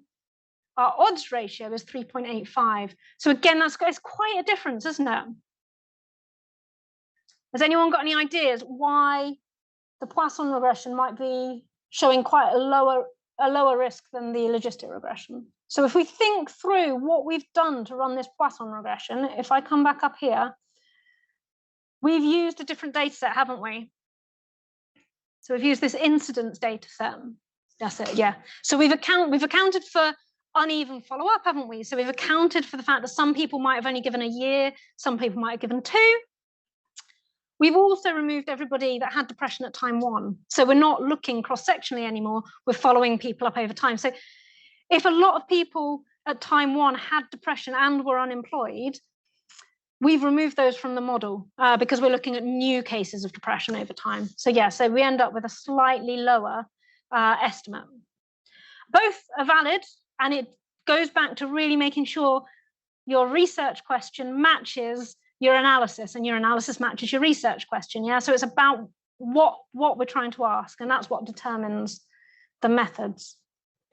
One of the key things for Poisson regression, though, is dispersion. So we want the mean to be similar to the variance of our model. We don't want the results to be too spread out because Poisson regression doesn't like that.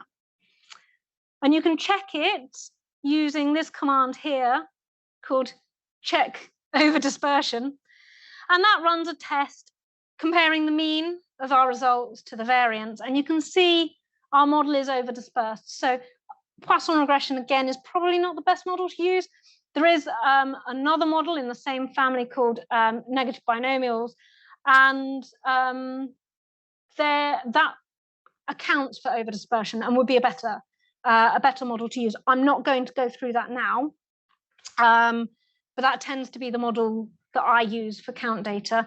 often because a lot of things tend to be over dispersed. You get too much variation, a wide variety of results. They don't center around the mean like you would expect them to.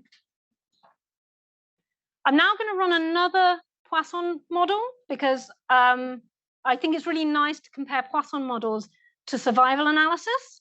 And for my survival analysis, I wanted to look at more than just 2 time points. So we're now going to pretend that this cohort, we've looked at them at time 1, and we've used their medical records to work out when their first antidepressant prescription is after time 1. So in this data set, this is time in days after our time point 1 to antidepressant prescription. -1 means they weren't prescribed an antidepressant, okay? So here is my code. The first thing I'm going to do is remove anybody where where antidepressants are 0, because if they were 0, they had antidepressants on day 1, and we don't want that. So we take those ones out, and then I'm going to recalculate years of follow-up like I did earlier. This time it's the antidepressant. If the antidepressant date is greater than 0, so it's not -1, because -1 means they didn't have any, then it's the antidepressant date minus the time that they started the study, so T1, divided by 365. If the antidepressant date is less than 1, then they must have been in the study for the whole of follow-up because they didn't get any antidepressants, yeah? So the antidepressant, the follow-up is T3, the end of my study, divided by 365. Does that make sense? I mumbled that a bit. At times, yeah, like literally at the start, yeah. Sorry, yes. So we're removing anybody that's had antidepressants on the same day that we asked them about whether they were employed or unemployed, because we want to look forward. And then if they've got a date, it's that date minus whenever their time 0 is. If they haven't had an antidepressant, so they're a -1 in my cohort, then they stay in for the whole of that period because we don't have an endpoint. The endpoint is the end of my study.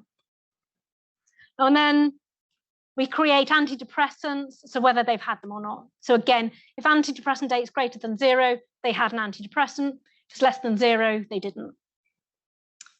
And we do exactly the same for running this model. And so you can see I've just changed antidepressant, and I've changed the data frame that we've used. But other than that, it's exactly the same. And we get an incidence rate ratio of 3.74.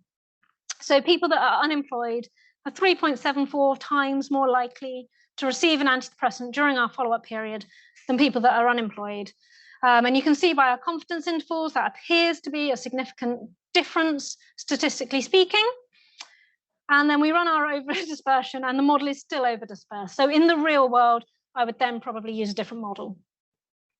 But the reason I wanted to show you that is because I'm going to talk quickly now about survival analysis.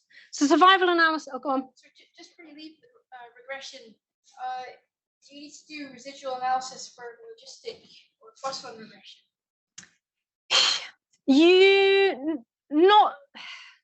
Not so much, because they don't have that requirement. So there are requirements. If I go back up, I did list them. The requirements. So the big one for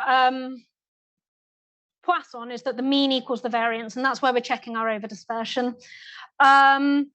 Independences can be an issue, but that's not a residual problem. That's more a theoretical problem. You're thinking about, are my samples related to each other? And if it's a count, if it's hospitalization, that can be a problem, right? Because an individual's first hospitalization then impacts whether they have another one and things. The exposure is meant to be linearly related to the log scale, and you can test that looking at residuals, but it's quite hard to conceptualize when you've got categoricals. So it's much easier to think about things being linearly related when they're continuous. So no, I don't tend to do any residual plots for logistic or Poisson, but you can do them. But I think the big thing really for Poisson is that the mean and the variance are not too different from one another. So yeah, so keep this number in mind.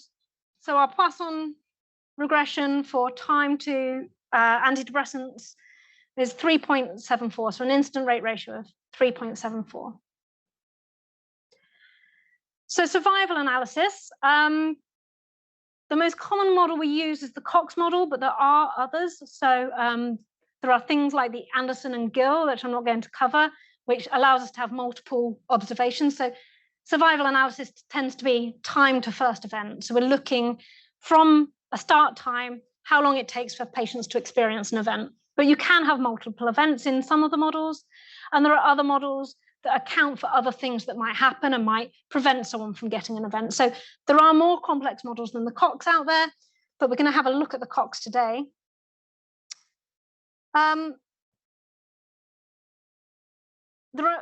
Survival analysis has a whole range of terms, and they're a little bit funny to think of. The Cox model is really related, very similar to the Poisson model, but Poisson, we are averaging a rate over the whole of the follow-up period, whereas Cox regression looks at the hazard. And that is the probability, if a patient has got to one time point, that they're going to experience the outcome in the next time point, right? So over time, if we were going to plot the rate of depression, it can go up and down. In a Poisson, because we're averaging over the whole time period, we're assuming that it's constant, right? We have survival probability, so that's the probability that at this time point the patient is still alive. We have the hazard rate, so that's the rate of the outcome, but it's the rate of the outcome now rather than the averaged rate of the outcome. So it's quite a strange thing to think of. You have that baseline hazard rate, that's the rate in our unexposed group, and then the hazard ratio is the ratio of the two hazards, and hopefully it will begin to be a little bit clearer. Yeah, no, you can, and it gets more and more and more complex. Annie's going to do a little bit around adding confounders into the model anyway, but you can add time varying confounders in. So yeah, what you tend to do is you split your data up so that each patient has more than one record, and so they then change state. So if a patient went onto a drug, that might be their first record, and then you'd have a second record with the time they came off and a third record, and then you tell the model to cluster by the patient so that each patient is represented individually. So yeah, you can, but one of the problems with that is the data can get really big really quickly, particularly if patients are moving in and out of various states. And I've certainly run out of computing power if you've got 300,000-400,000 people. If you then start stratifying them based on their time, they can get huge.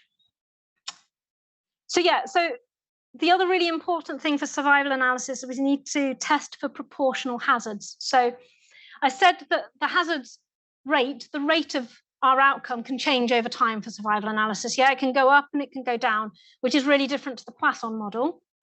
But what it can't do is change between the two groups. So if we were going to plot the rates between each group, we want them to sort of follow each other. So if this one goes up, this one goes up, and if this one goes down, this one goes down. So they need to be proportional. And we'll look at that on a graph to see if it's the case for this model. So one way of looking at whether they're proportional is to plot the survival probability, so the percentage chance that a patient is remaining alive in our model. So we use a command called survfit, and we're fitting our model here. So we've got our years of follow-up, we've got the antidepressant, and our exposure is employment, and our data is that antidepressant data I used the Poisson model for, because in that data, I removed people who'd had antidepressants at time 0. So that's the one to use. And then you can plot, so I run this model, and we can plot it. So you plot your Kaplan-Meier model as a graph, as they're called, put our X label as years, our Y label as survival probability, color one line red and one line green so we can see what happens. And this is what you get. And by looking at these, I'd be firstly a little concerned that they're not proportional. So in green is the unemployed, and that line to me looks steeper than in the employed group. So people with people who are unemployed are getting antidepressants faster than people who are employed, and that time is that's remaining throughout the whole cohort. So they're not as matched as I would like to see them necessarily.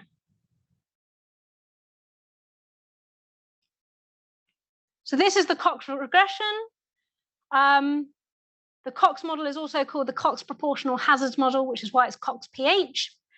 And you use the same commands as we used to do the Kaplan-Meier plot. So it's the same group. And then we can call a summary of it there. And actually, nicely, for some reason, the Cox proportional hazard model does give you the exponential. So the logistic regression model doesn't, but for Cox regression, it does. So we've got a hazard ratio of 3.78. So at any given time point, the risk of somebody who's unemployed getting antidepressants in the next time period is 3.78 times that of somebody who is employed. Can anybody remember what the incident rate ratio was? 3.8. I can't remember. I'll go back up. 3.74.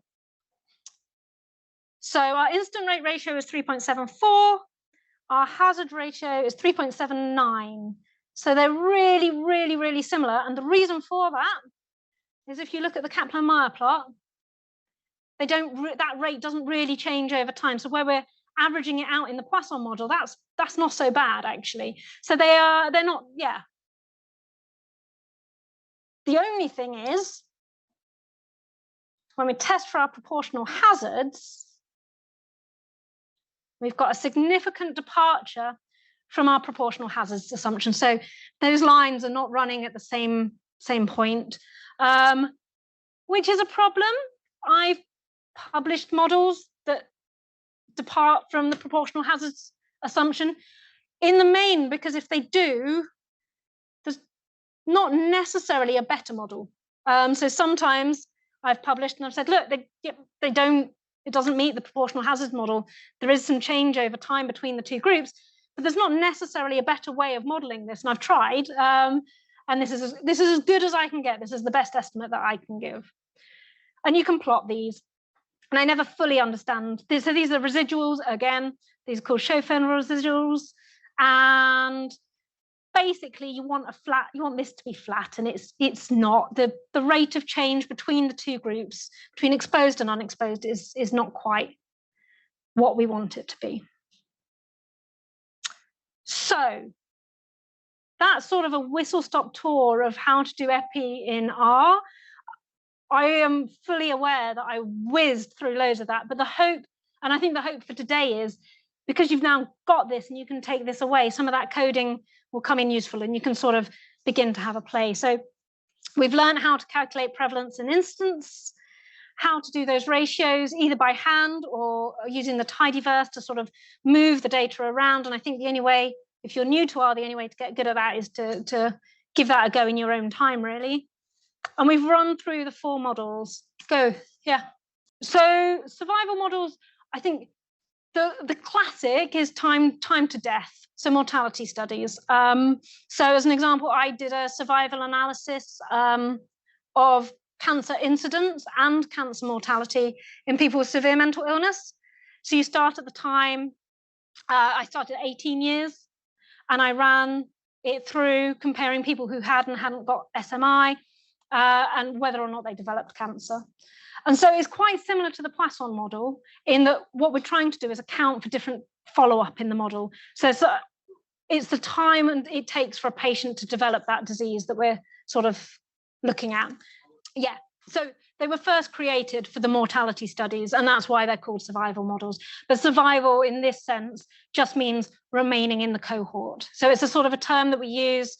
Yeah, it's like the opposite of a dropout, effectively. So a patient is removed from the cohort at the first point of either developing the outcome or the end of our study, and sometimes other things as well. But if they stay in, they're surviving, right? So when we're looking at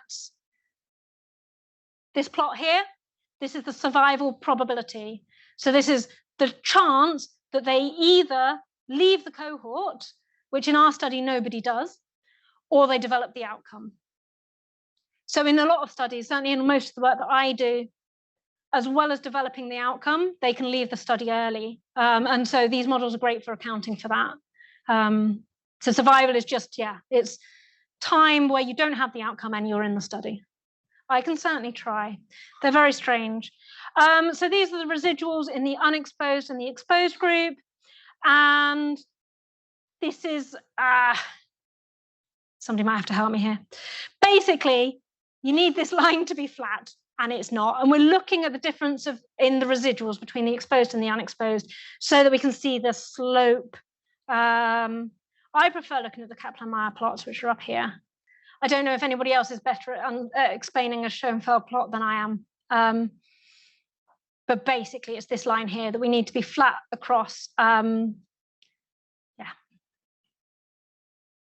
my question is about your red line, green line Yep. again. I guess I just don't quite see what the problem is. And like if it was, say, cancer was green line and not cancer was red line, like you would expect more people to die and it to be steeper. Yeah, I mean, steeper is not too, you can see it better. That's where you can see it better on the Schoenfeld. It's the fact that it bends that's the problem here, which is quite hard to see on this one. And sometimes you have to zoom into the areas. Yeah, it's the fact that, and I think it's probably leveling off here where it's not supposed to. Yeah. So the differential wouldn't be a simple linear. No. They take some interpreting, and sometimes it's easier just to believe what the model has said. So when you run it here, it's non-proportional. Sometimes it's very easy to see. I've had ones where, where you can obviously see that in one, it comes down and then it flattens out, for example, which I think is what that one is just about doing towards the end there. Is often interpreted as that. Technically, it's the time point after the time point you're considering, which is not actually particularly intuitively useful. So usually in papers, you'll see a hazard ratio is interpreted as 3.78 times as likely to develop the outcome over the follow-up. But what it actually means is at any given time point, people who are exposed are 3.7 times more likely to develop it at the next time point. Off the top of my head, I would probably Google it, which is usually my approach to all things R. I'm not actually sure, I have to say. But what R does do really nicely is documentation. So I suspect within the survival, so the Cox PH command is from the survival package, and I suspect there will be a command for doing that. But yeah, I'd have to go and look it up. In fact, I have to go and look up a lot of R, and I think that's, that's okay. I think probably the big problem is interpretation of that. So what are you then? Because a linear regression gives you a mean difference, and so your mean difference will be like 0.3, and it'll be the somewhere between 0 and 1. So if you're thinking about binary things, then that doesn't make a huge amount of sense. And I think that's probably the biggest limitation, that what you produce is going to be effectively a mean difference of a binary thing, which is not the easiest to interpret, and perhaps an odds ratio where you're looking at the risk, the probability of X or Y makes more sense. Well, so if I put depression as the outcome as a binary into logistic regression, I might find that the mean difference between being depressed and not being depressed is 0.3. And exactly. So the mean difference in a linear regression isn't going to mean very much if you're using a binary because your outcome is binary. So you're going to end up with a number between 0 and 1 when your outcome is only a 0 or a 1. Whereas logistic regression gives you a probability, gives you a risk. Cool. So yeah, so as I say, we've done prevalence and incidence and some of those odds ratios and risk ratios, discussed a bit of hypothesis testing, run through the 4 models and seen how each one builds on the next, and looked at some of the things that we might want to test in R. And I think the big caveat for what I've gone through today is we haven't thought about causality at all. So in our logistic regression model, people could be depressed at the outset, so we don't know whether that exposure has anything to do with it. Even in our Poisson and our survival models, while we've looked a little bit about temporality, we've not looked at anything else that might be affecting that association. So we just looked at associations. And after lunch, Annie is going to discuss how we might look at causality and how we might better structure some of our models to work out what's really going on. So if there are no more questions, I guess that's 10-minute early lunch. Which is all about causal inference. So far we've looked at the association between unemployment and depression, and we found that unemployment is most definitely associated with depression in our data sets. So we've learned that people who are unemployed are more likely to be depressed, but does this mean that unemployment causes depression? Any ideas? A few no's. The other way around, so maybe they're just too depressed and then they choose to be stay at home. Yeah, exactly. It could be the other way around. It could be all sorts of things. So this section is basically going through the all sorts of things. So yeah, just because we found an association between unemployment and depression does not mean that unemployment is causing depression. So I've got another example here of green hats and mortality. If we're seeing that more people who wear green hats are more likely to die, does that mean that green hats are causing death? I mean, there could be some random obscure reasons why that's happening, but probably not, right? So basically, association does not necessarily mean causation. So how do we know if something is causal or not? We can basically consider a few different criteria for causal inference to help us understand this. So the 3 things I'm going to go over today is quite broad: a plausibility. So the green hats and death things, that's probably not plausible. Temporality and bias. So first of all, plausibility. Whoops. So we need to think about whether it is plausible that our exposure is causing our outcome. So you've got 2 examples here to do with, well, the first one's to do with smoking. So smoking is highly associated with lung cancer. So can we think of some ways that this could be plausible? The answer is yes. So smoking causes damage to the cells in our lungs, and damage to cells anywhere in the body can lead to cancer. So that's plausible that that could happen. But also yellow fingers are highly associated with lung cancer. Can we think of any reasons why yellow fingers, the actual color of the finger, might cause lung cancer? Probably not. So yellow fingers are something that you might get from smoking. Cancer is something you might get from smoking, but actually the color of the fingers themselves is not causing the lung cancer.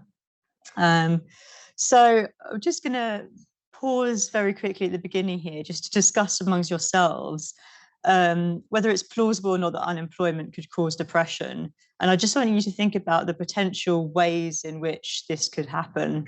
And then we'll come back in sort of 3 minutes or something and everyone can make some suggestions. Okay, everybody. So hopefully we've had a little bit of a chance to come up with some ideas on our tables about the different ways in which the relationship between unemployment and depression could work, specifically unemployment causing depression. So I'm just going to ask each table just to give one idea on how this might happen. So if we start maybe at the back table just over here.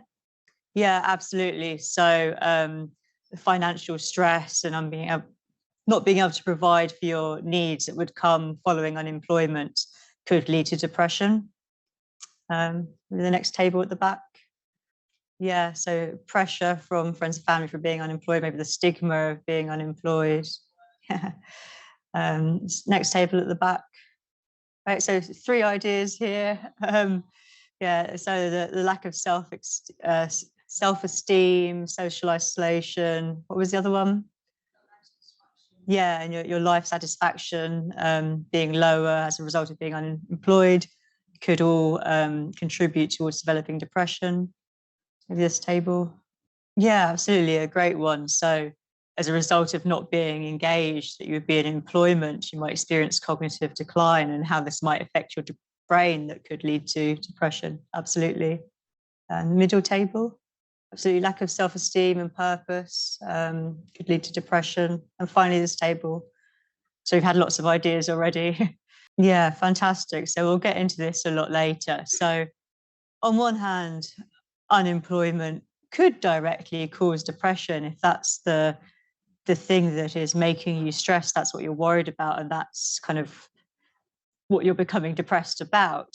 But actually, unemployment can have lots of different factors that are either associated with it that unemployment is causing, such as financial difficulties, or things that are related to it, such as I don't know, a lack of opportunity in the area that you're in, that kind of thing. So there's all different ways to consider it.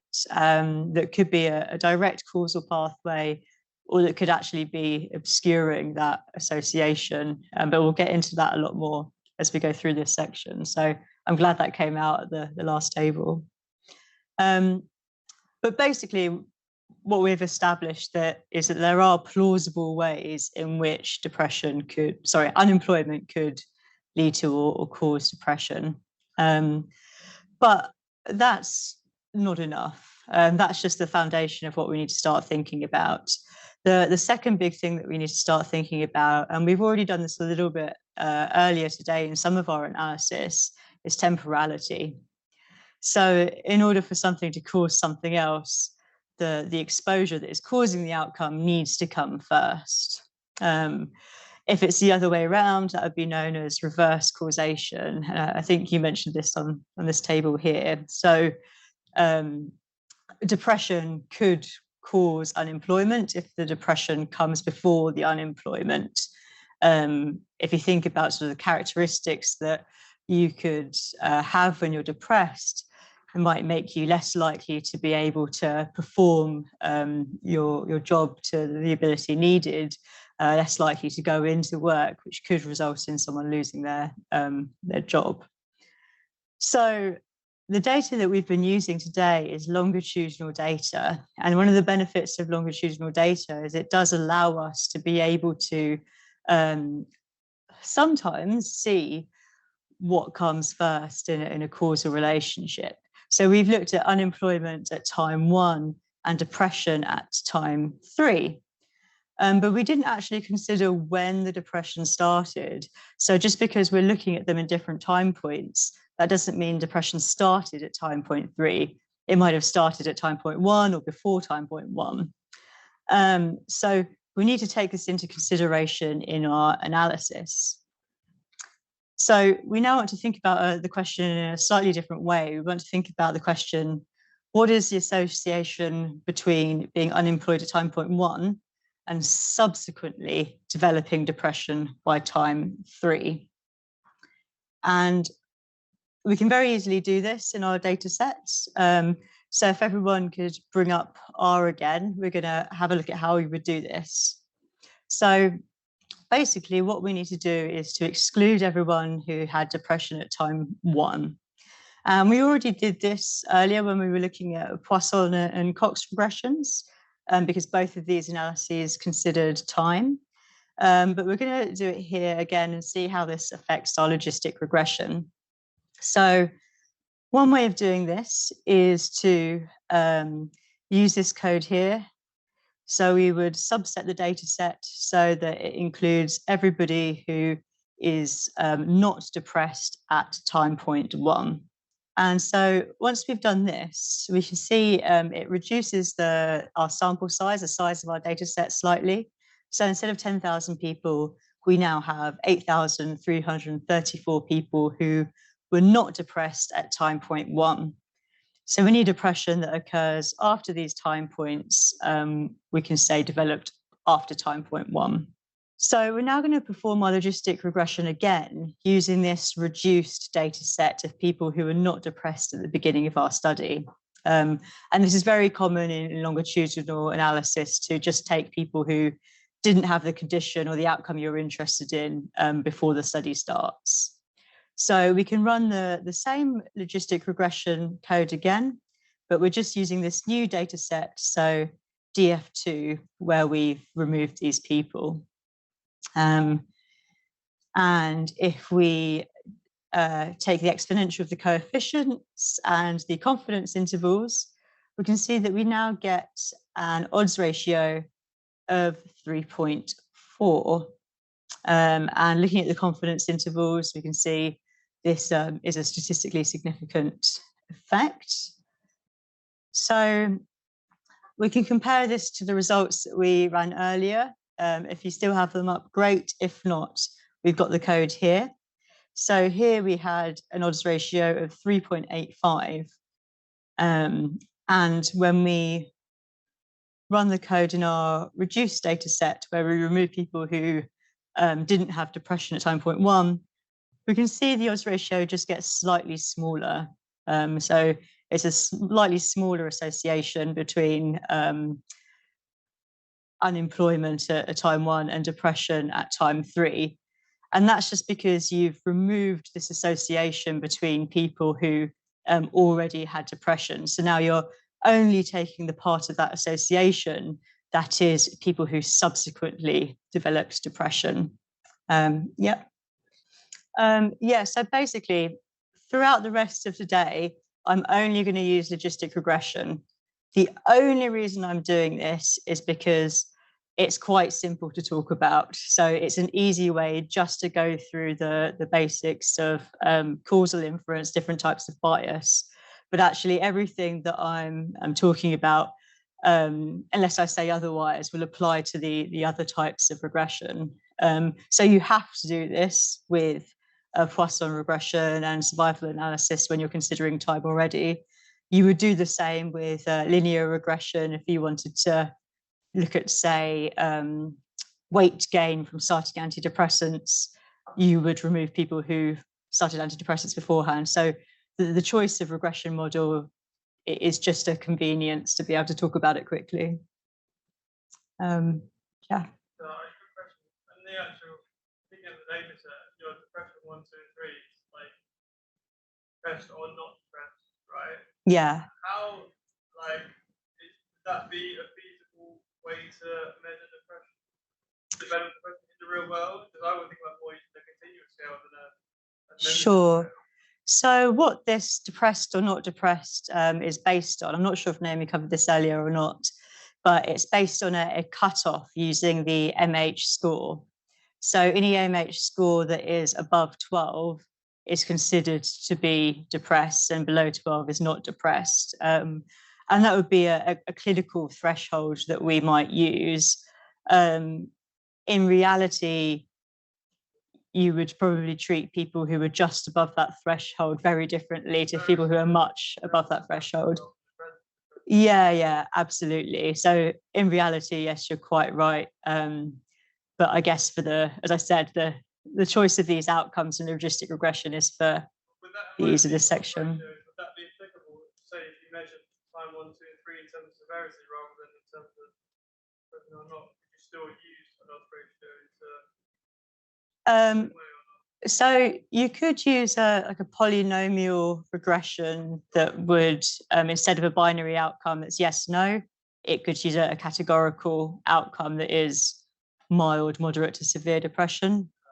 So yeah, you could do the same things.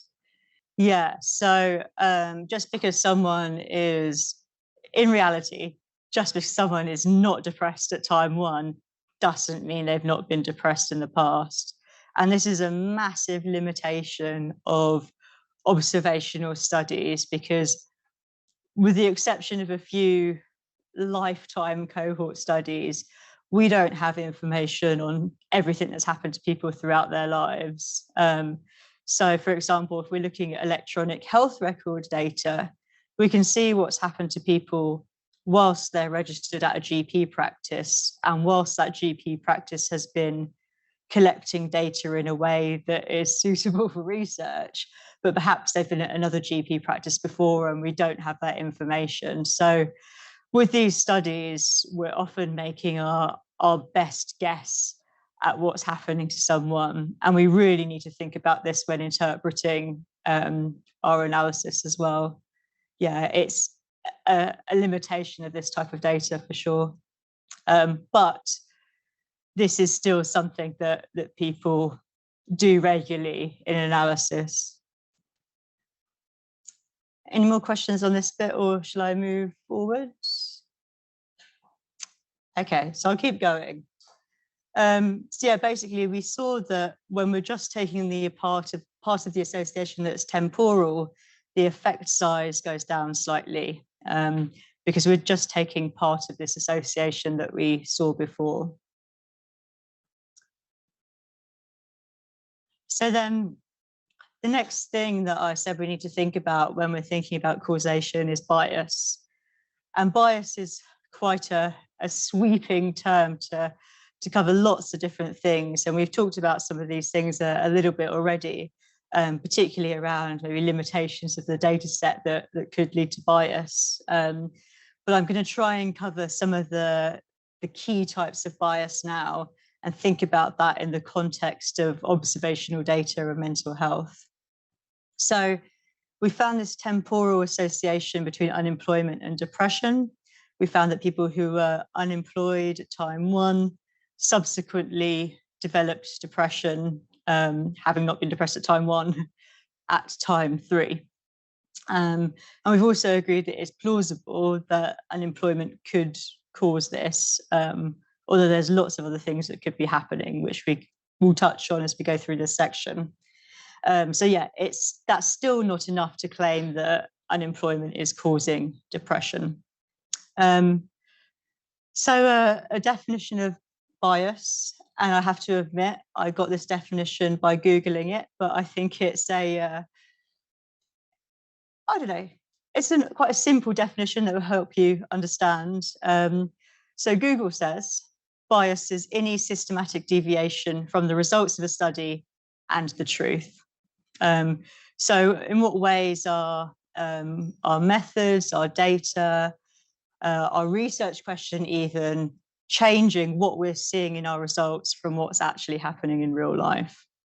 So the 3 broad classifications of bias I'm going to talk about are information bias, selection bias, and confounding bias. So there's lots of different types. Sorry, go ahead. Good question. I guess I'm making this up. Something that makes something happen. So yeah, you could say without the presence of something, that thing would not happen. But I guess it's a little bit more than that. It's it having a direct effect on whatever we're expecting to happen. So yeah, maybe go into that a bit more in the confounding when I'm talking about green hats again. So yeah, remind me then if I don't bring it back up. Yeah. It could be both. So if we're taking unemployment and depression, unemployment could directly cause depression if that's the thing that we're becoming depressed about, for to put it simply. But also there are other things that could be causing depression. There are other things that could be associated with unemployment that could be causing depression. If we're taking smoking and lung cancer, smoking causes, I think, 80% of lung cancer cases, and that is a direct cause. Smoking is causing lung cancer, but there are other things that could potentially be causing lung cancer as well. Anything else? Okay, so I'll move on to talk about bias and information bias. So information bias is basically when the data we have is either wrong or inaccurate. And there are loads and loads of different ways in which this can happen, especially when we're using observational data.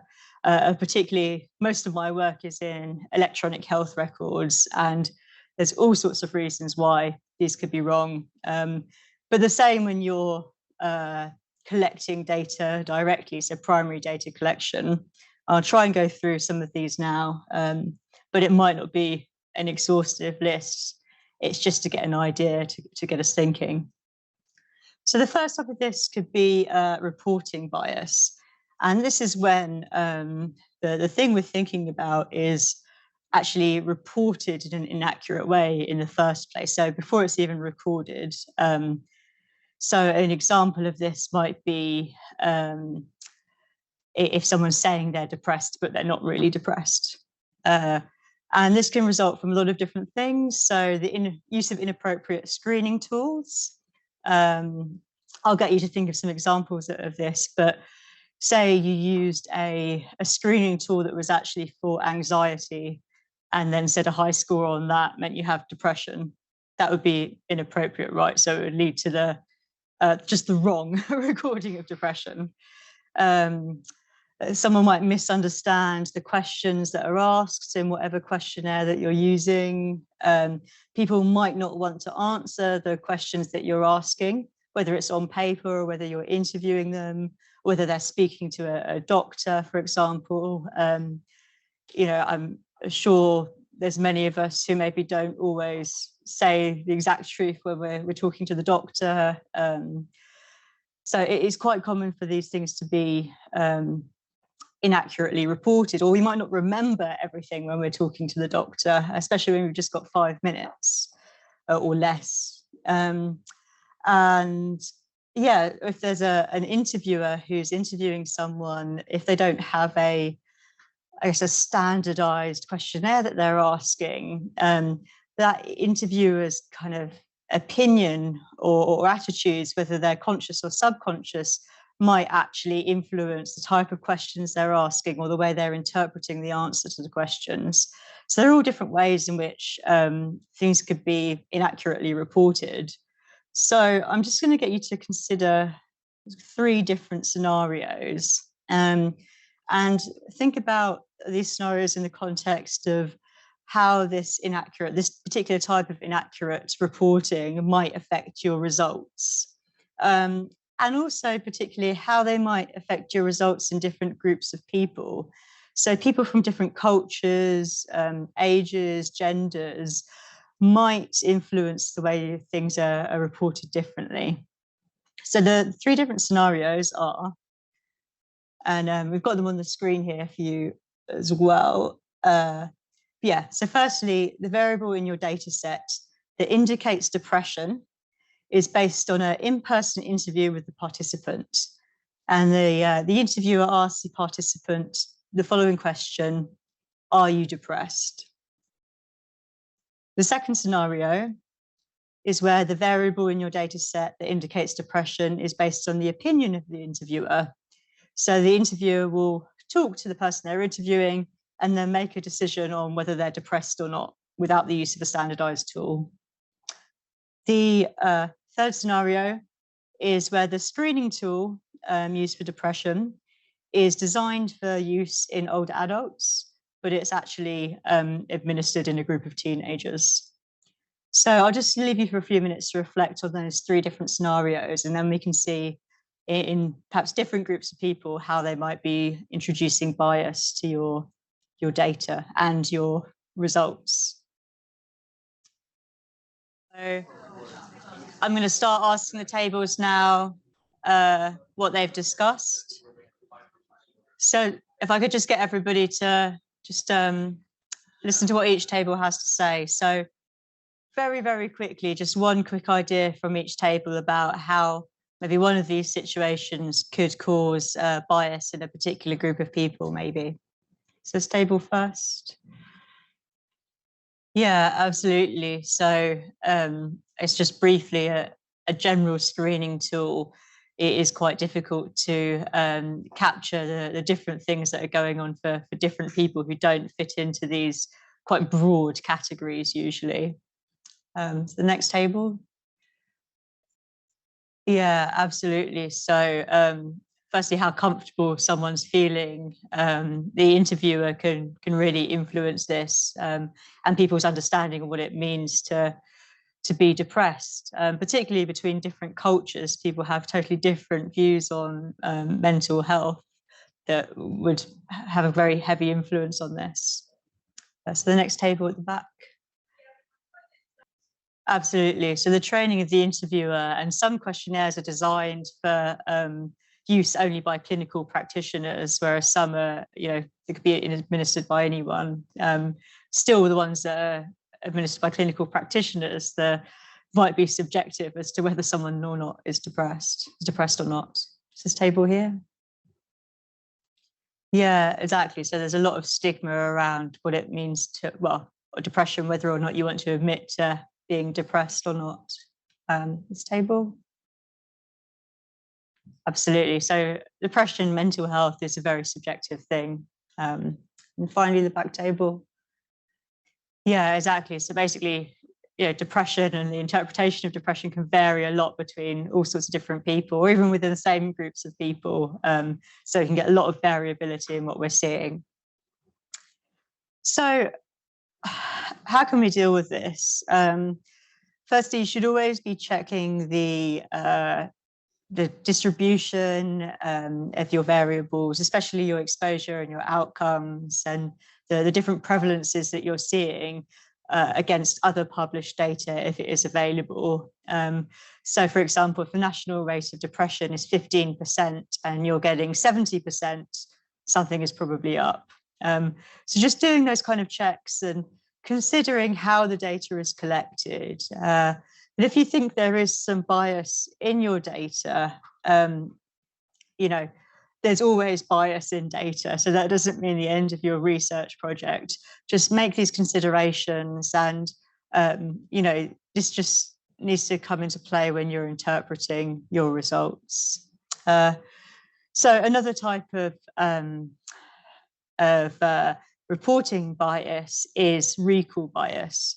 And recall bias happens when people might not remember things accurately. And that's very, very common. I'm sure everybody here can think of an example where they might not have remembered something. But actually, this issue with remembering can be systematic. So when we were looking at the outcome of antidepressant start dates, if we consider that outcome to be something that's collected from electronic prescriptions that are recorded in a health record, that's quite accurate. But if we ask someone to remember the date that they started antidepressants on, if they started antidepressants 3 years ago, that could be quite difficult for them to remember. So actually, the longer that they've been taking antidepressants for and the more chronic their depression will affect the accuracy of what they're reporting. Also, depression is associated with cognitive issues such as difficulties remembering. So the more depressed you are, the more inaccuracy you might have in your reporting. And that can influence your results. So I'll move on to recording bias, which is when that data has actually been reported, even if that's correct, it might be recorded wrong. So if you imagine you're in a GP surgery, you've got 5 minutes to speak to the GP, it's the end of the day, the GP is typing on his computer a code to record what you're saying, they might make a typo that actually records something completely differently. I heard something great the other day. It was something like the code, this is in Sweden, a code for psychosis was very similar to a code that meant short stature. So they actually found, they were doing some validations of coding in secondary mental health services, a number of people who actually had psychosis sort of had random recordings in their record of short stature. And actually, this is something that you can check quite easily when their height is also recorded. So you can see how just typos can lead to mistakes that in your analysis could cause problems.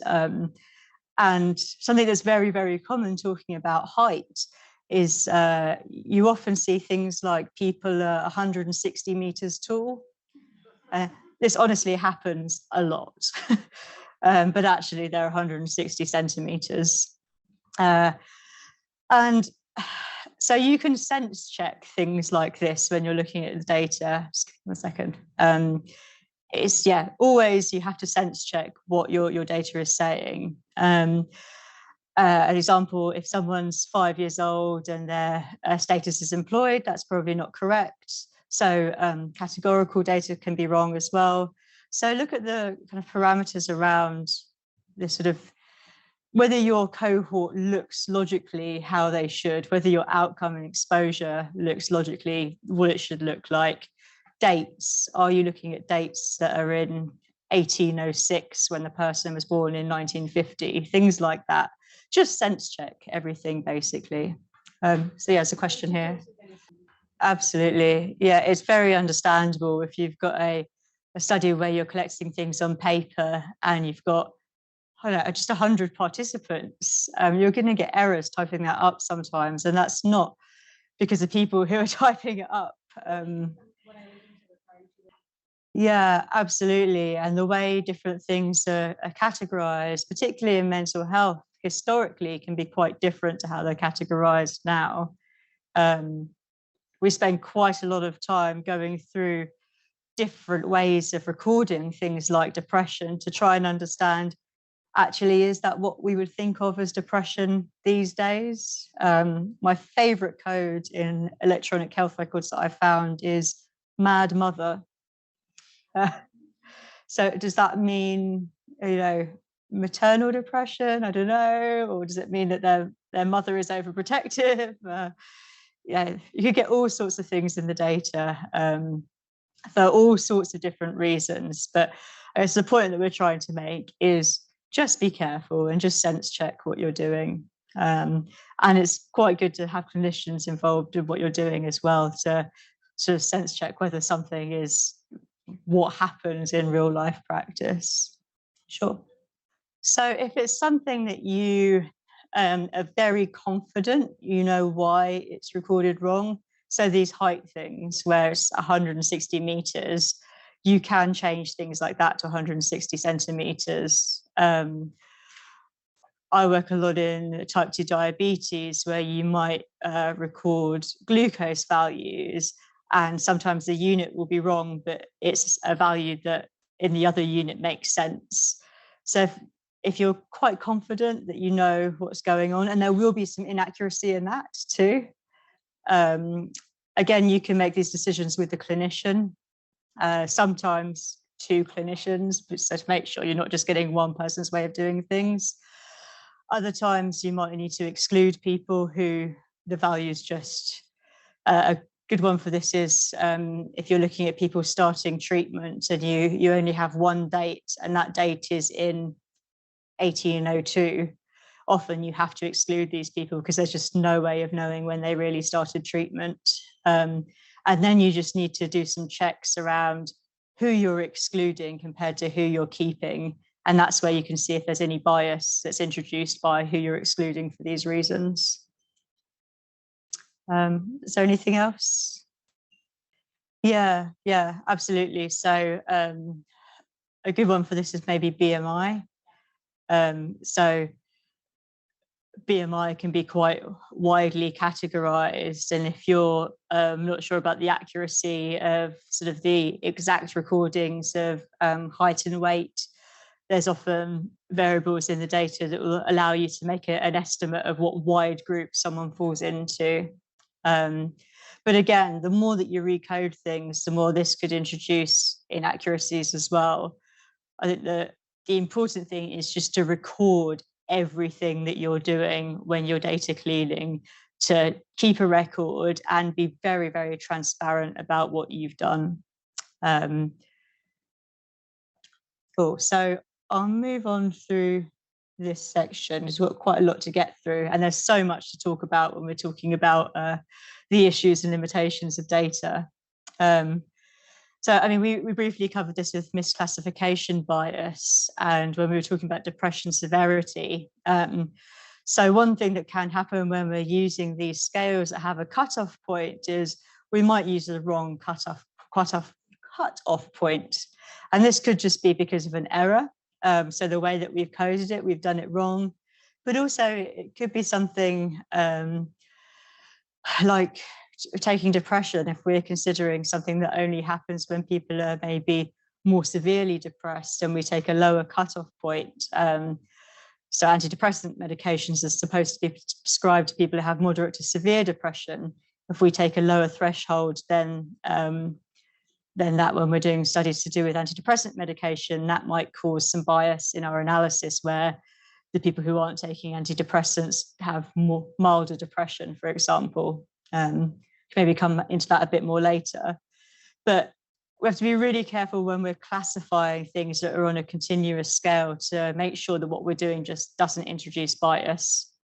So this is another bit where we'll have a look in the data just to see an example of how wrong things can go. So if we bring up R again, and the variable that we were using before, so depression at time 3, was based on a cutoff of 12, where people with a score, MH score over 12, considered to be depressed. And this is a very standard way of, a very standard threshold to apply. But what if we move that threshold down to 4, for example, by mistake, or if we were considering a lower cutoff? Let's see what happens then. So we can create a new variable in our data set with this code here. And what we're doing here is we're creating a variable in DF2, which is our new data set, excluding people who were not depressed at time point 1. And we're creating this new variable, depression misclass. And so that's where we're taking people whose, this sign here, if you are following along with the code, should actually be the other way around. So it should be greater than, not less than.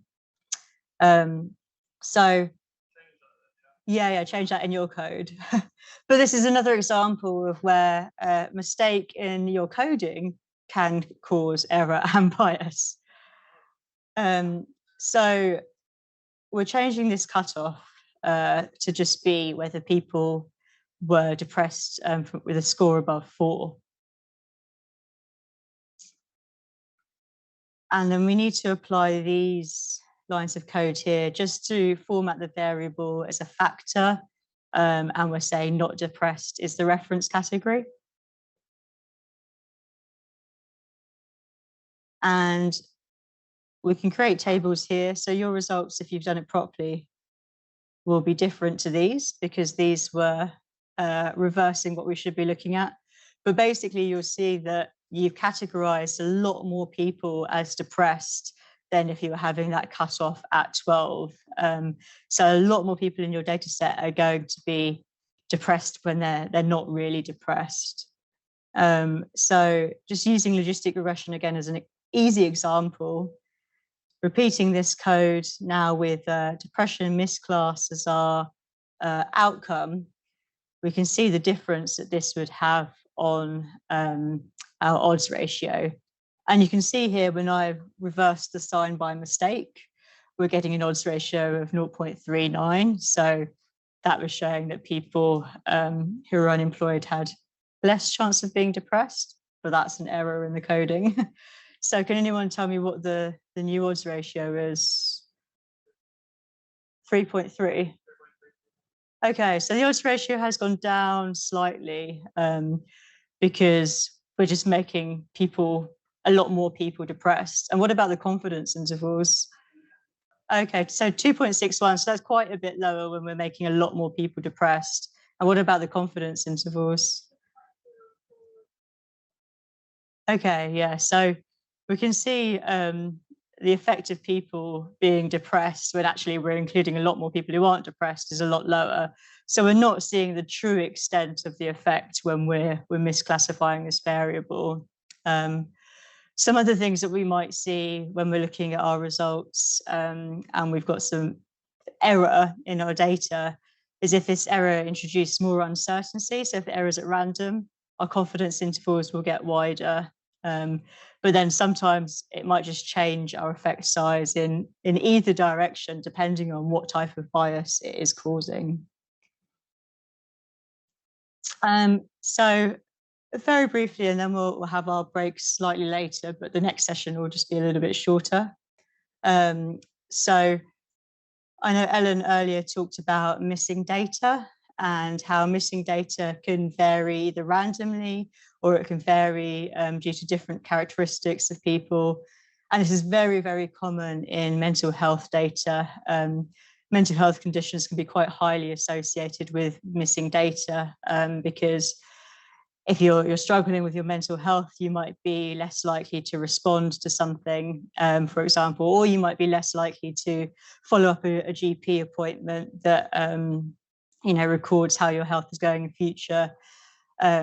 You might miss you might have focuses on your mental health, so you miss physical health checks. There are all sorts of reasons why mental health can contribute to different types of data being missing.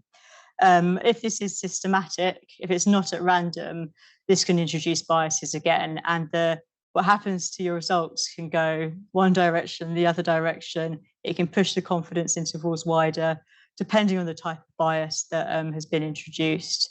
And we don't have time to go through all the different examples of what could happen here, but just take it into consideration, basically. And then finally, before we break, I'll talk about confounding later. I want to talk about selection bias. And we'll just have one last discussion here before the break. So selection bias occurs when the recruitment of participants into your study, or when your selection of participants from an existing data set is not representative of the population that you're interested in. So if the way that they're not representative varies in terms of either the exposure or the outcome, or things that are associated with the exposure or outcome, this might introduce bias to your data. So I want to consider these scenarios, which are quite sort of, I guess, random. But I think these probably show quite clearly how you could have selection bias. So just think about how these might affect your results when you're looking at the effect of unemployment on depression. So the first scenario is your sample of people that you're doing the study in is taking from a group of people who worked for a corporation in 2020. In 2021, the corporation made a large number of staff redundant, but with very, very generous payouts. Then employees who still worked at the corporation in 2021 were under lots and lots of stress due to the reduced number of staff and were struggling to keep up with their extra work. So you've got this group of people where people who were unemployed got quite generous payouts, people who were still employed were under a lot of stress. Think about how that might affect your study results. The second example, a slightly different example, is where you're recruiting people to your study from two separate locations. So the people you're recruiting who are employed by your local hospital. Noting that people who work in medical professions have higher risks of depression than the general population. Then the group of people that you're recruiting who are unemployed, you're recruiting from an exhibition on luxury travel experiences. So these are slightly out there examples, but just to make the point, just consider briefly how they might affect your results. And I'll just ask a couple of people to shout out when we've had a discussion, and then we can have a break. Okay, so just for the sake of time, we'll stop the conversation there.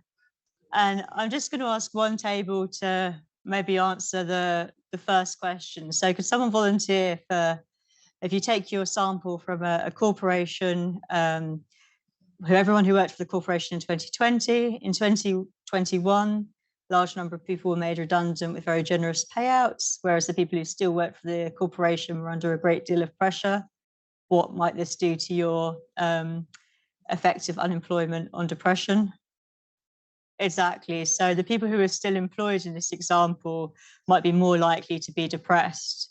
But if your study is just in this organisation, is that representative of people generally who are employed and unemployed? No, exactly. So the second question, if you're recruiting people from two different places, so people who are exposed from one place and people who are unexposed from a different place.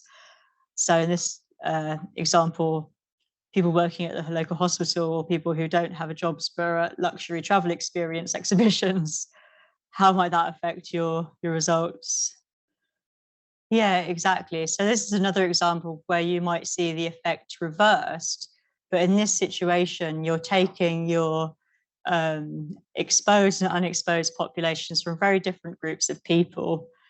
And an example that's, I guess, more realistic in real life studies is a lot of my research. So I look at people who are prescribed antidepressants, and actually, if you're considering generally people who are depressed and prescribed antidepressants, the people who are prescribed antidepressants are usually quite different to the ones who are not prescribed antidepressants. So for example, they might have much more severe depression. Their attitudes towards taking medication might be different. They might be much more engaged with healthcare. There are all sorts of reasons why this group of people could be quite different. And what we're seeing in these results is what looks like the antidepressants are having an effect, but actually it's just because these two groups of people are not similar. So we can't really compare them. So both of these are examples of selection bias. So I'm just going to stop here, and if we have a quick break for coffee, maybe 10 minutes. So coming back at about 25 past, and then we'll continue with the rest of the session. So we've still got confounding bias to talk about, and then we'll get into the very quick analysis part 2. Finish off a bit of causal inference and then move into what will be a very, very quick analysis part 2. So the rest of the causal inference section is all about confounding bias. And this is where we're starting to think about all of the different factors that could be involved in what's going on. So even if you had perfect data, by perfect, I mean it's completely accurate. Your sample is representative. You've established this temporal association where people were definitely not depressed in the past, but are depressed or not at the time point you're measuring in the future after whether they become unemployed or not. Even if you've established all of that, as you picked up on in the conversation when we're thinking about whether it's plausible that unemployment can cause depression, there are potentially loads of other things that could be going on for people. So when you have factors that cause both your exposure and your outcome, this is what we call confounding.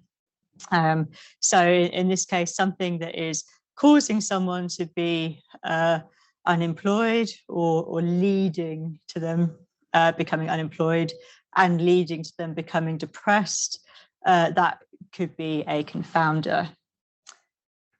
And this confounder could obscure the true relationship between whatever our exposure and outcome is. So if we go back to this example of green hats and mortality, so we found in our data set an association between green hats and mortality.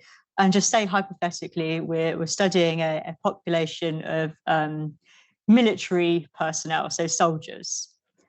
It might actually be that these soldiers, they only wear green hats when they're in an active war zone, so when they're fighting.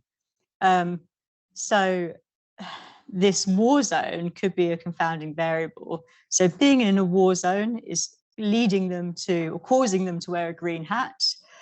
Being in a war zone is also causing them to have a higher risk of death. This variable here that we have is causing both the exposure and the outcome, And so this is what is making us see a association between green hats and mortality.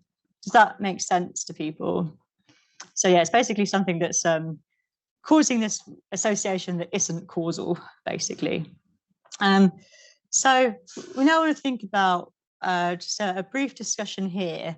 What could be some of the confounding factors in the relationship between unemployment and depression? So what could be leading people to be both unemployed and depressed? And I just want to make a note here about language. So I'm saying a confounder is something that's causing both the exposure and the outcome, but maybe cause is a bit of a strong term. So it could be something that is leading to both the exposure and the outcome. So I'll give you one example. So an example could be sex. So just categorized here as, for ease of explaining, male or female. We wouldn't say that being female is causing someone to be unemployed or causing someone to be depressed, but actually you could be more likely to be unemployed or more likely to be depressed based on your sex. So if it's that is actually causing this relationship rather than depression and unemployment itself, we would still consider that a confounder. So when I say cause, maybe think of that a bit more loosely in this example. So yeah, just on your tables, maybe think about potential confounders in this relationship for about 3 minutes, say. Okay, everybody, if I could ask each table, and I'm just going to ask for one potential confounder from each table, because there are many we could talk about. And each table that gives their one confounder, could you just explain how or why you think this could be a confounder? So I'm going to do it random this time. So the table at the back middle. Yep, exactly. So conditions such as ADHD and autism both make people more susceptible to depression, and also people with these conditions struggle with employment. Great. So this table here. I'll just stop you there because we're a bit pushed for time. So we had both age and COVID. So if I take just COVID as an example, you know, COVID did cause depression in a number of people and also caused people to be unemployed. Yeah. This table. Yeah, absolutely. So this is a big topic at the moment. Actually, topic of my research is people with physical health problems at the same time can make it difficult for you to be employed or keep employment, and also can lead to depression for a number of reasons. The table in the back on this side. Yeah, absolutely. So gender can lead to discrimination in the workplace, and that can, well, actually this relationship is quite interesting because it can be both a confounder, so it could be causing unemployment for that reason or causing depression, but also it could work in different ways. So, well, no, it's a good example actually. So if you maybe keep this example in mind, so it could be causing both, but it also could be in the middle of a pathway in between both. So it could be that discrimination in the workplace could lead to unemployment, which could cause depression. It could happen in lots of different orders. So actually, that's something for sensitivity purposes. But you know, discrimination in the workplace is important because it can lead to you not wanting to work in that place anymore, and so leaving that employment. So that's an important consideration. But that's a very complex relationship that can happen in lots of different directions, and we'll come into that in analysis part 2. So that's a good example to remember. So I'm losing track, but I think these 2 tables are left. So childhood neglect is an example that could lead to particular issues that might make you have problems with gaining or keeping employment, and could also lead to depression. I'm not doing the random order again because that's too much for my brain, but are we left with just this table here? Yeah, so experiences growing up or experiences in life in general can affect both things. But the point here that I think we've clearly seen is there's lots of different factors that could cause you to see an association between unemployment and depression, where actually it's not the unemployment that's causing the depression, it's something else going on. So that's what we mean by a confounder. And there's a million other things that could be going on here. Mental health research is I'm sure it happens to all types of research, but confounders in mental health research are a big deal. So we can account for confounders in our analysis. I'll show you how to do that in a second. But we might want to try and explain this relationship in a graphical way. And often in research papers, people might want to see a diagram that explains how confounders are related to your exposure and your outcome. And also drawing diagrams of this relationship yourself can help you establish whether something is actually a confounder or not, or whether it's something perhaps that we call a mediator that we'll see later on, or whether it's neither. So a good tool to do this is a tool that we can find here on Daggerty.net. And the type of diagram is called a DAG. So does anyone here know what a DAG is? Do you have experience with DAGs? Some people. Does anyone have any experience with Daggerty? Okay, some people. So I'm going to very quickly introduce you to Daggerty and then give you a few minutes to maybe have a go at making your own DAG for this relationship between unemployment and depression, and keep it as simple as complex as you like. It's totally up to you. But if we go on to Daggerty.net /dags.html, we will see this screen here. What we're looking for, can you see my mouse? Yeah. So this green node, so say blob node down here is your exposure. And the blue node over here, labeled D, is your outcome. And you can see we've got this green arrow that shows the relationship that we're investigating as a potentially causal relationship between exposures and outcomes. So the first thing that I do when I go into Daggerty is I delete everything else and start again. So you can do that by clicking on it, moving to the left-hand column here. That's usually hidden. So just expand the variable menu, select the node you want to delete and press delete. So I'm just going to do that for all of those. And you can rename any of the nodes by clicking on them, this menu here, and pressing rename. So I'm going to say exposure, and here rename to outcome. So then I'm putting in variables that may or may not be confounders. So I'll keep this quite simple. So if I think of something that causes the exposure, but that doesn't cause the outcome. So I'm just clicking anywhere on this gray screen and it will let me create a new node. And if I want to say the relationship between this and the exposure, I click on the causal one and I then click on the exposure, and it gives me an arrow from that to the exposure. And you can see it turns green because it's causing the exposure. The same for the outcome. I'll create a new variable saying causes outcome. And again, I click on that, an arrow to outcome, it turns blue because it's causing the outcome. Then one more, which is the confounder. And if I click on it, I'll do an arrow to the exposure and an arrow to the outcome because it's causing both. And you can see it turns pink. And we've got these arrows showing the direction of the relationship between the confounder and the exposure and the outcome. And those arrows will be pink, which shows this is a confounding relationship.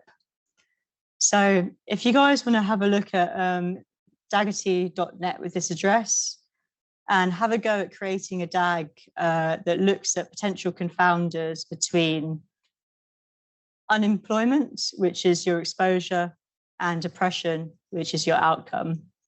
And I'll give you maybe 5 or 10 minutes to do that. I'll come around and see how people are getting on. And then we can talk about what to do in your analysis to address these confounders. The session now.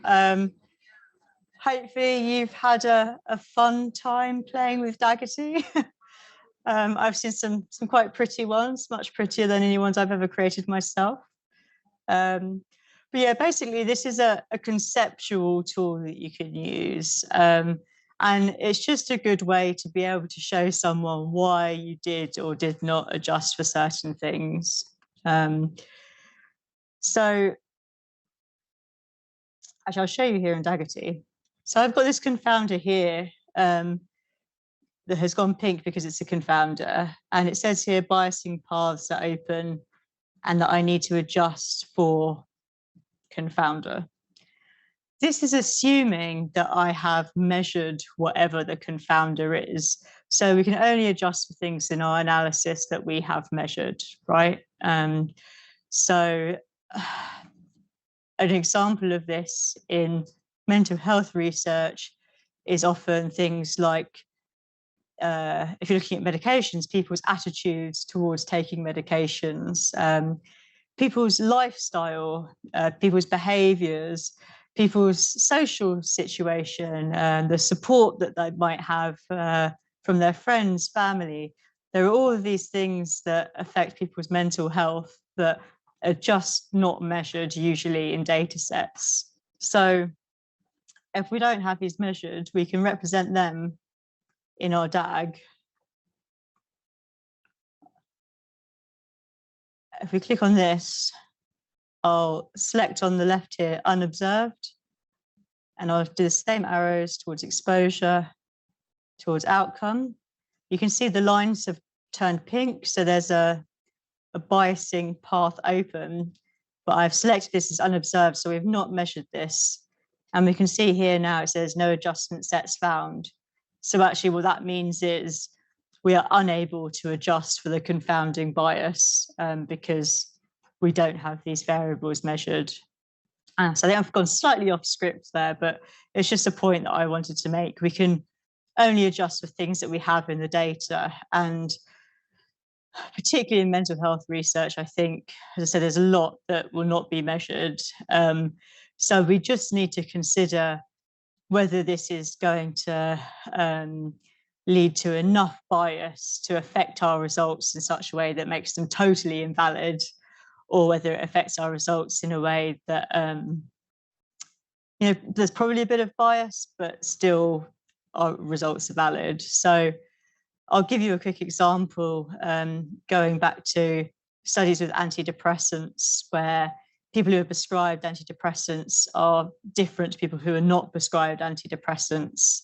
If this is based on, say, depression severity, and you're looking at an outcome of heart disease, it might actually be the depression severity that's leading to heart disease, because people with very severe depression that might affect their lifestyle, their stress, other things that are causing potential cardiac conditions.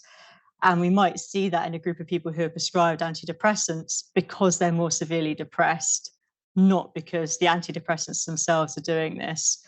So we just need to be really careful that we're thinking of everything else that isn't measured in our data set that could be a confounder when interpreting our results.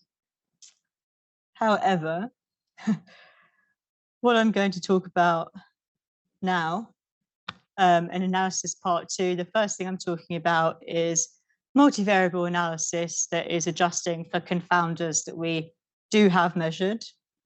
I'll then talk about effect moderation or modification, and we'll look at that using interaction terms and subgroup analysis. And finally, we'll look at mediation analysis.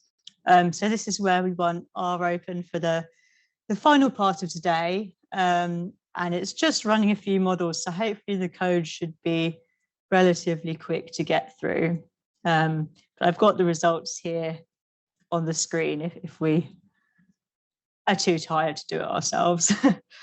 So the first one is multivariable modeling to address confounding bias.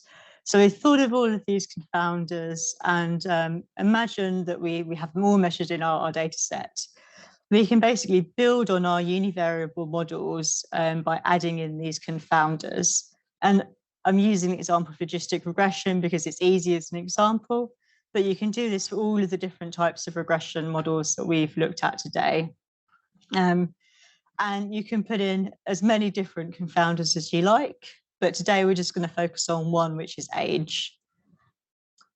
So we've got age in our data set, and age in our data set is associated with both unemployment and depression. Can't remember which way around, but we will see that in a second. And yeah, just to mention, I don't know if it was mentioned earlier, but this is synthetic data. So the fact that we can use this data today means it's not based on real participants. So if it's not totally logical, that's why, but hopefully it's logical enough to talk through these examples. So we previously looked at unemployment at time 1 and depression at time 3. We're going to use our data set that I labeled DF2 again, because this is the one where we excluded people who were depressed at time point 1. And so here's just a reminder of the univariable model that we used before. So this is the model that we've used earlier for logistic regression. We had an odds ratio of 3.43. So in order to add a confounder, all we do is after our exposure variable in the model, we just put a plus age or plus whatever our confounding variable name is. And we can keep on adding plus, plus, plus, plus, plus as many things as we want to. And a multivariable model is as simple as that. So if we have a go at running this code, if we want to code along at the same time, and then we can get the odds ratio and the confidence intervals again. And can someone just comment on this odds ratio compared to the previous one? Yeah, exactly. It's slightly lower. So what we're seeing here is, let me try and get it the right way around. People who were older were less likely to be unemployed and less likely to be depressed. Is that right, Marcus? For the sake of argument, people who were older were less likely to be unemployed and less likely to be depressed. So older age is actually causing both the exposure and the outcome. So it is a confounding variable, and that is bringing our effect size down. So what we're seeing is actually the effect of unemployment on depression. The actual effect of unemployment itself is not as big as we originally thought it was, because there are other things that are causing this relationship instead. If there were an inverse relationship, it would push the effect size the other way. But if something is causing both the exposure and the outcome, we'll see this reduction in the effect size. Yep. So if we see here, if we look at the confidence intervals, we'll get an output from R that for the univariable regression, we would have just got the output for employment. But for multivariable regression, we then get an output for all of the confounders that we've put in, and we'll be able to see whether they're statistically significant. And that basically means the fact that they are contributing to the effect of the model. But we only want to really consider the odds ratio of the main exposure that we're looking at, because our research question and the confounders that we've included in the model are based on this relationship. If we were considering the relationship between age and depression, we might put in different confounders into the model. So actually the odds ratio that we'd be getting for age here isn't really the true effect of age, because there'd be other things to consider. This is quite a confusing thing to explain, but the main point is, in any multivariable model, just consider the main exposure that you're thinking of when you're looking at the odds ratio, because that's your result, and you just want to see how that changes depending on what you're putting into the model. And you can see the confidence intervals here. They're quite similar to the confidence intervals from before. So actually they don't change the relationship significantly enough for it to be an issue, but they just reduce that effect size slightly, if that makes sort of sense. So they have an effect on the relationship between the exposure and the outcome. If it's changing the effect size, it should be causing both the exposure and the outcome. We would usually decide what to put in the relationship conceptually based on theory. You can check whether the confounder is associated with your exposure and your outcome by doing it like a univariable logistic regression, or whatever type of regression, between the confounding variable and the exposure, and again the confounding variable and the outcome, and that will tell you whether it's statistically associated.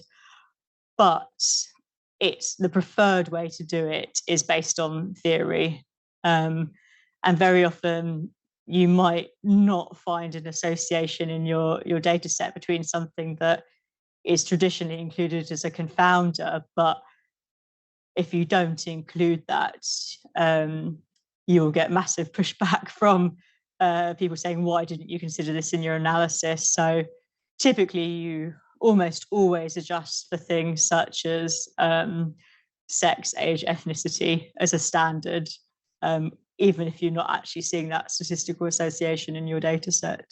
Yeah. So I guess a common way to do that is if you maybe start adjusting for the basic things first, so such as sex, age, ethnicity, and then you might add on physical health comorbidities, then you might add on social environment. So you would end up doing like 3 different models, adding on different layers of confounding to see the differences. You do see that in some papers, but actually often what you're interested in is your research question, which is the relationship between an exposure and an outcome. So you just account for everything you might be that might be affecting that. And so you would only do that one multivariable model. It's a bit different from if you're creating a risk model where you are interested in all of the different things that might be contributing to it. Okay. Any more questions on this bit? Okay. So yeah, we've seen this, the effect size go down slightly, which shows the confounding effect of age. And yeah, I talked about confounders that are not measured in our data set. So you can add as many things into this as you want, but if you've not measured something you think is a confounder, just think about it in your interpretation. That's all you can do. There will always be unmeasured confounders. So another thing that I think a couple of you have mentioned to me as I was going around looking at the DAGs you were creating is about effect moderation. So we can see things that might change the relationship between, or might actually be responsible for causing the relationship between your exposure and your outcome. But actually there are some things that might change the way that your exposure affects your outcome. So to make that clearer, I'll give you an example in the context of what we're talking about. So we might be interested in seeing how unemployment affects depression differently in men compared to women. And this is where you'd have sex as a moderating or a variable or causing effect modification. So basically we're saying that this variable that we're interested in might be changing the way that unemployment affects depression. So there are two things we want to look at here. We want to see what's called an interaction between the exposure and the potential effect moderator in the model, how it affects the outcome. And then we want to do a subgroup analysis to see how these results are different. So it's very easiest if I show you in an example. So if we're talking about sex here as our effect moderator, we're performing the same logistic regression, but instead of adding in sex as a confounder where we would do a plus here, we add a little star sign. I don't know what the official name for that is. Asterisk. Yeah, cool. To basically show like it's called an interaction term. And so I'm calling this the interaction test, repeating the logistic regression, but instead of adding the confounder, just including this as an interaction term. And we want to see the summary now of this model. So instead of taking our, getting the exponential to see the odds ratio and the confidence intervals, in this case, I'm just interested in the p-value. So what I'm interested in is this bit here where we see employment and sex together here. So the interaction between these two variables. And I can see here we've got a significant interaction. And this basically tells you that our variable sex is changing the way that employment affects depression. I hope I'm explaining this properly. So what we would then do is perform a subgroup analysis to see how, to see what that difference looks like between these two groups. So should I go into the subgroup analysis, or do you want to ask a question first over here? So you're not interested in the coefficient at all? You're not interested in the coefficient at all for the interaction test. The only thing that you're interested in is just the p-value to see if there's a significant interaction between these two things. Apart from for your main exposure, the odds ratio doesn't actually mean anything here. So you only want to look at the odds ratio for your main exposure, because anything else, it's misleading as to what that would mean.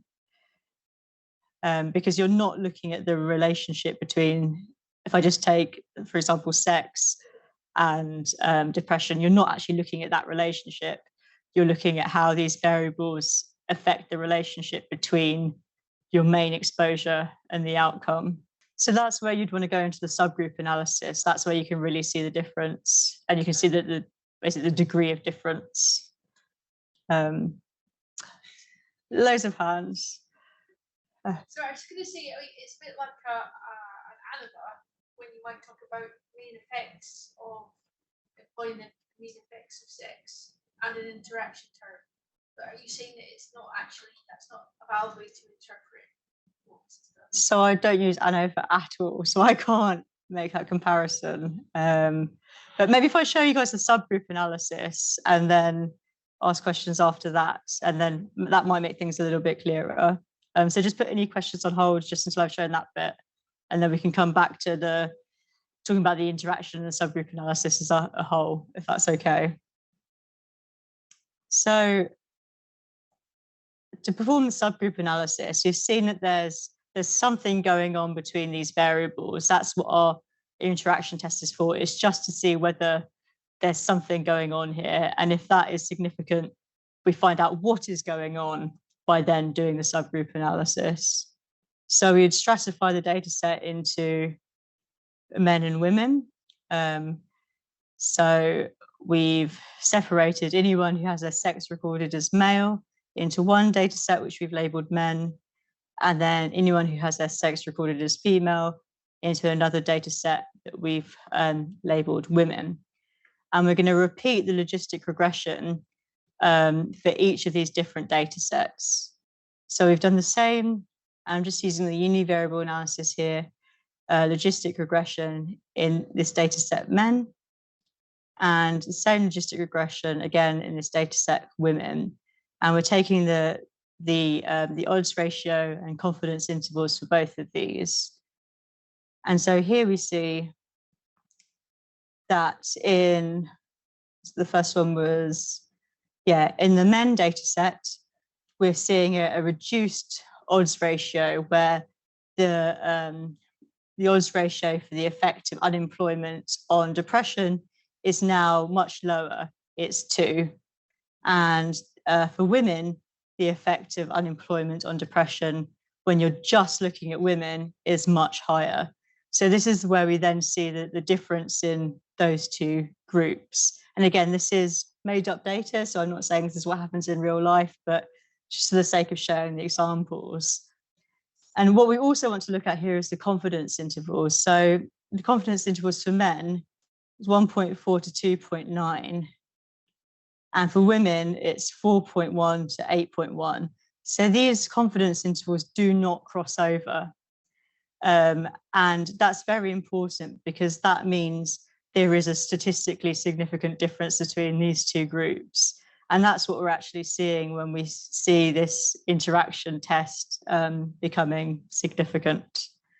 So I hope that makes things a little bit clearer, but I'll take the questions from before on this as well. So there's an effect of, so firstly, we've got the effect of employment. So this is our main exposure and our outcome. This is what we've asked the research question for. This is what we're investigating. We're also seeing a significant effect for the variable sex. So we're seeing a significant relationship here. And again, for when we do this interaction term. So it's looking at both the variables individually and the interaction. But if we were considering the relationship between sex and depression, it would be really weird to just add a confounder of employment, because adding just that one confounder is making quite a lot of assumptions on the relationship between sex and depression. So basically what I'm saying is the confounders that you would put in a model for different exposures would be totally different depending on what exposure you're thinking of. So it can be quite misleading to take these effect sizes to think that that's the true effect size that you would see for the relationship between sex and depression when you're adjusting for something random like, so what you're seeing here is you're seeing a direct effect of employment, you're seeing an effect of the confounder sex, and you're seeing an effect of the interaction between sex and employment on the relationship for depression, No, I think it's slightly different the way it works in Stata to how it works in our, No, so that's, I guess, why you do the subgroup analysis to see what's happening in the different groups. I think so, I don't use Stata, so I'm not too sure. It has to be based on theory. So I'll move on, if that's okay, because we've got 6 minutes to whiz through effect mediation, which is even more complicated than interpreting this. Effect moderation is when we want to see how an effect might be different between two different groups. Mediation is when you're trying to understand the mechanism by which an exposure affects an outcome. So when we were discussing the plausibility of how unemployment might affect depression, we kind of touched on some things that might be mediation variables. So an example here is stress. So the stress from being unemployed, or unemployment might cause stress, which then causes depression. So that's something that has to happen in between for this outcome to occur. So another example might be if you consider medication. So we want to look at the effects of antidepressants on improving physical health. You would need to have this mediation variable in between where antidepressants improved depression, which then in turn improved physical health. So the improvement in depression would be mediating the relationship between antidepressants and the improvement in physical health. So here we're thinking that stress, which we've got measured in our data set as well, in between being unemployed and becoming depressed, might mediate this relationship. And so we can, if we have this recorded in our data, we can test the proportion of the relationship that is directly from our exposure itself or is from these mediating variables. So we're going to use a package here. I don't know if people have it downloaded. It's called a mediation package. There are different ways to look at mediation analysis in the data, but I think the simplest one is this package called mediation.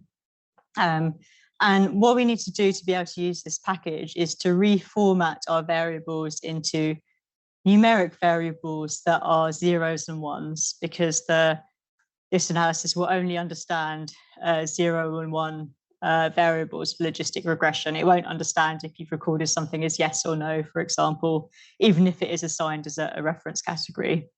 So what I've done first is I've recoded everything as numeric. What it would do automatically would code that as 1 and 2.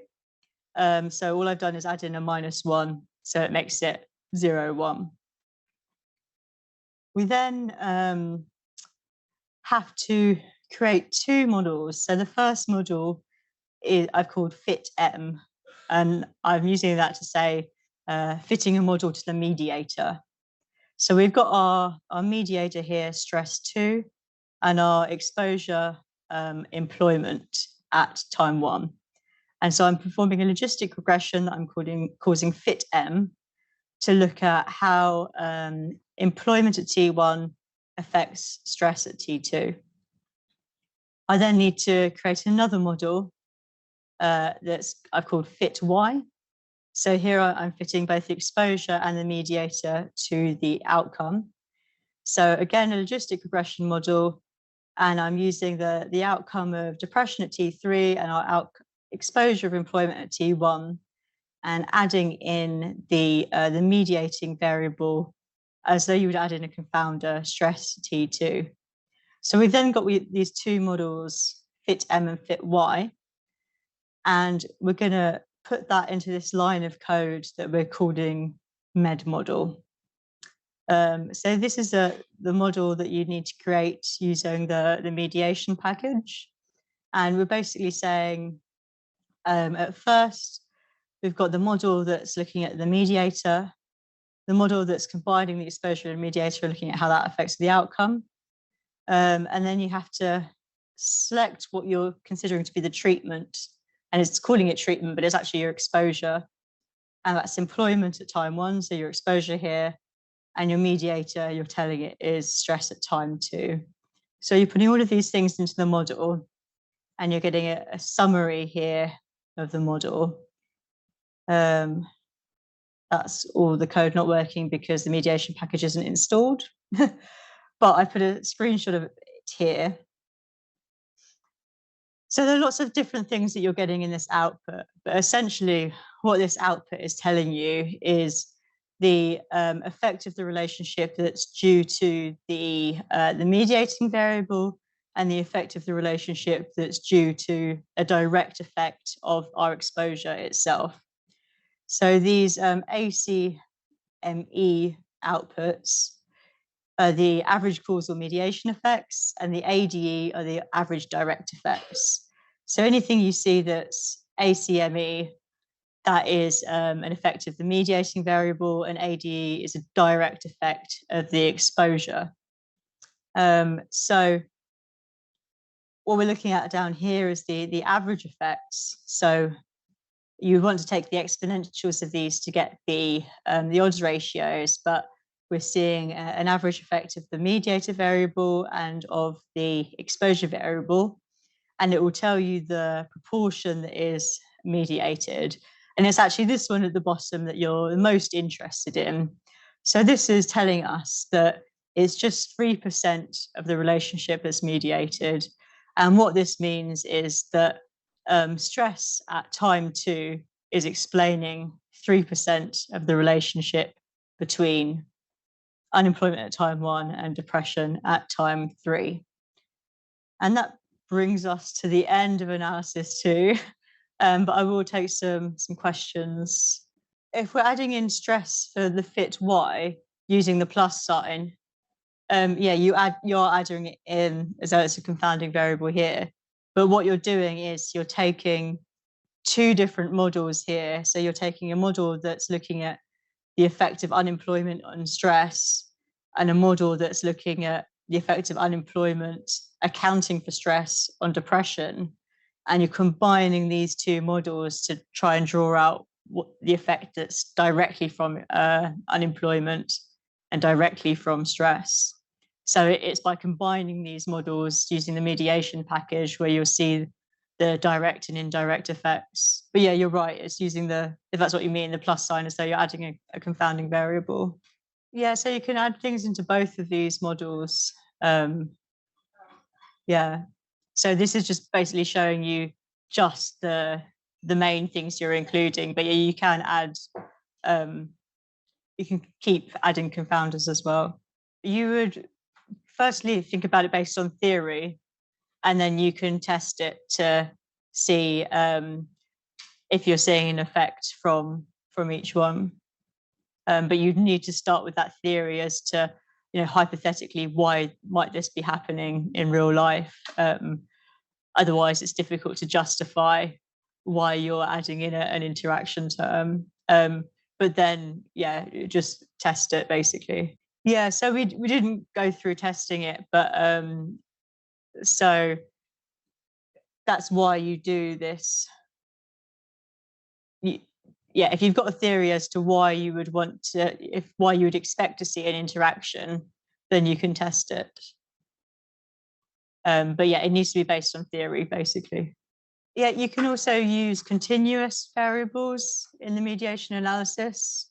Is basically telling you the proportional effects of the mediator, but you can use it on different types of regression. I'm not sure how that would work. This package looks at control versus treated. Yeah, so there might be ways to do it. I'm not sure though, sorry. So interpretation of so if we're gonna, I'll show you a mediator here, this is what you mean. So you would have an arrow from exposure to mediator to outcome, like that. Yeah. Okay, that's quite a lot at the end of the day. I hope it was making mostly sense. Yeah, I think we'll call it a day now. But if you do have further questions, I'm sure someone would be able to answer emails somewhere.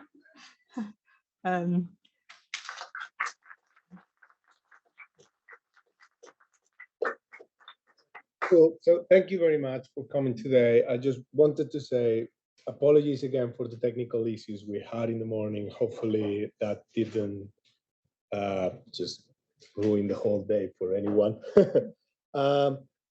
Also, that you will have access to the recording of today's session in case you want to go back to that. The version I have is when it's ready. I don't know exactly when that will be. Also, you will receive an email, I guess, telling you also about the recording, but also asking you to fill in a questionnaire to give us feedback. Please do complete that feedback, because we do look into that and we do incorporate your feedback into the next workshop. So it's not a thing of record it. We definitely look into that. Then also just we will, so the notebook is there, it will still be there, but we will probably try to, well, we will correct the things that we saw today that were, you know, the little bugs and typos in the notebook. So basically it's something that it's live. So as time goes on, we'll keep improving it. So just something to keep in mind. Same with the synthetic data. And two more things. One is you can keep an eye on the data mines, communication channels like either Twitter or the web page. We will post this, the session, the video of the session, but also a link to the notebook in the website. And as I said in the morning, there are more things coming up, more training opportunities coming up from us. So if you want to keep you know, informed of those opportunities, keep an eye on that. Or I think you can also register into the mailing list so that you get notifications of that. And the last thing is, of course, to thank Ellen, Naomi, and Annie to, you know, for agreeing to you know, put together today's session, which personally I think it's been great. That's all. Thank you very much. Thank you. Oh.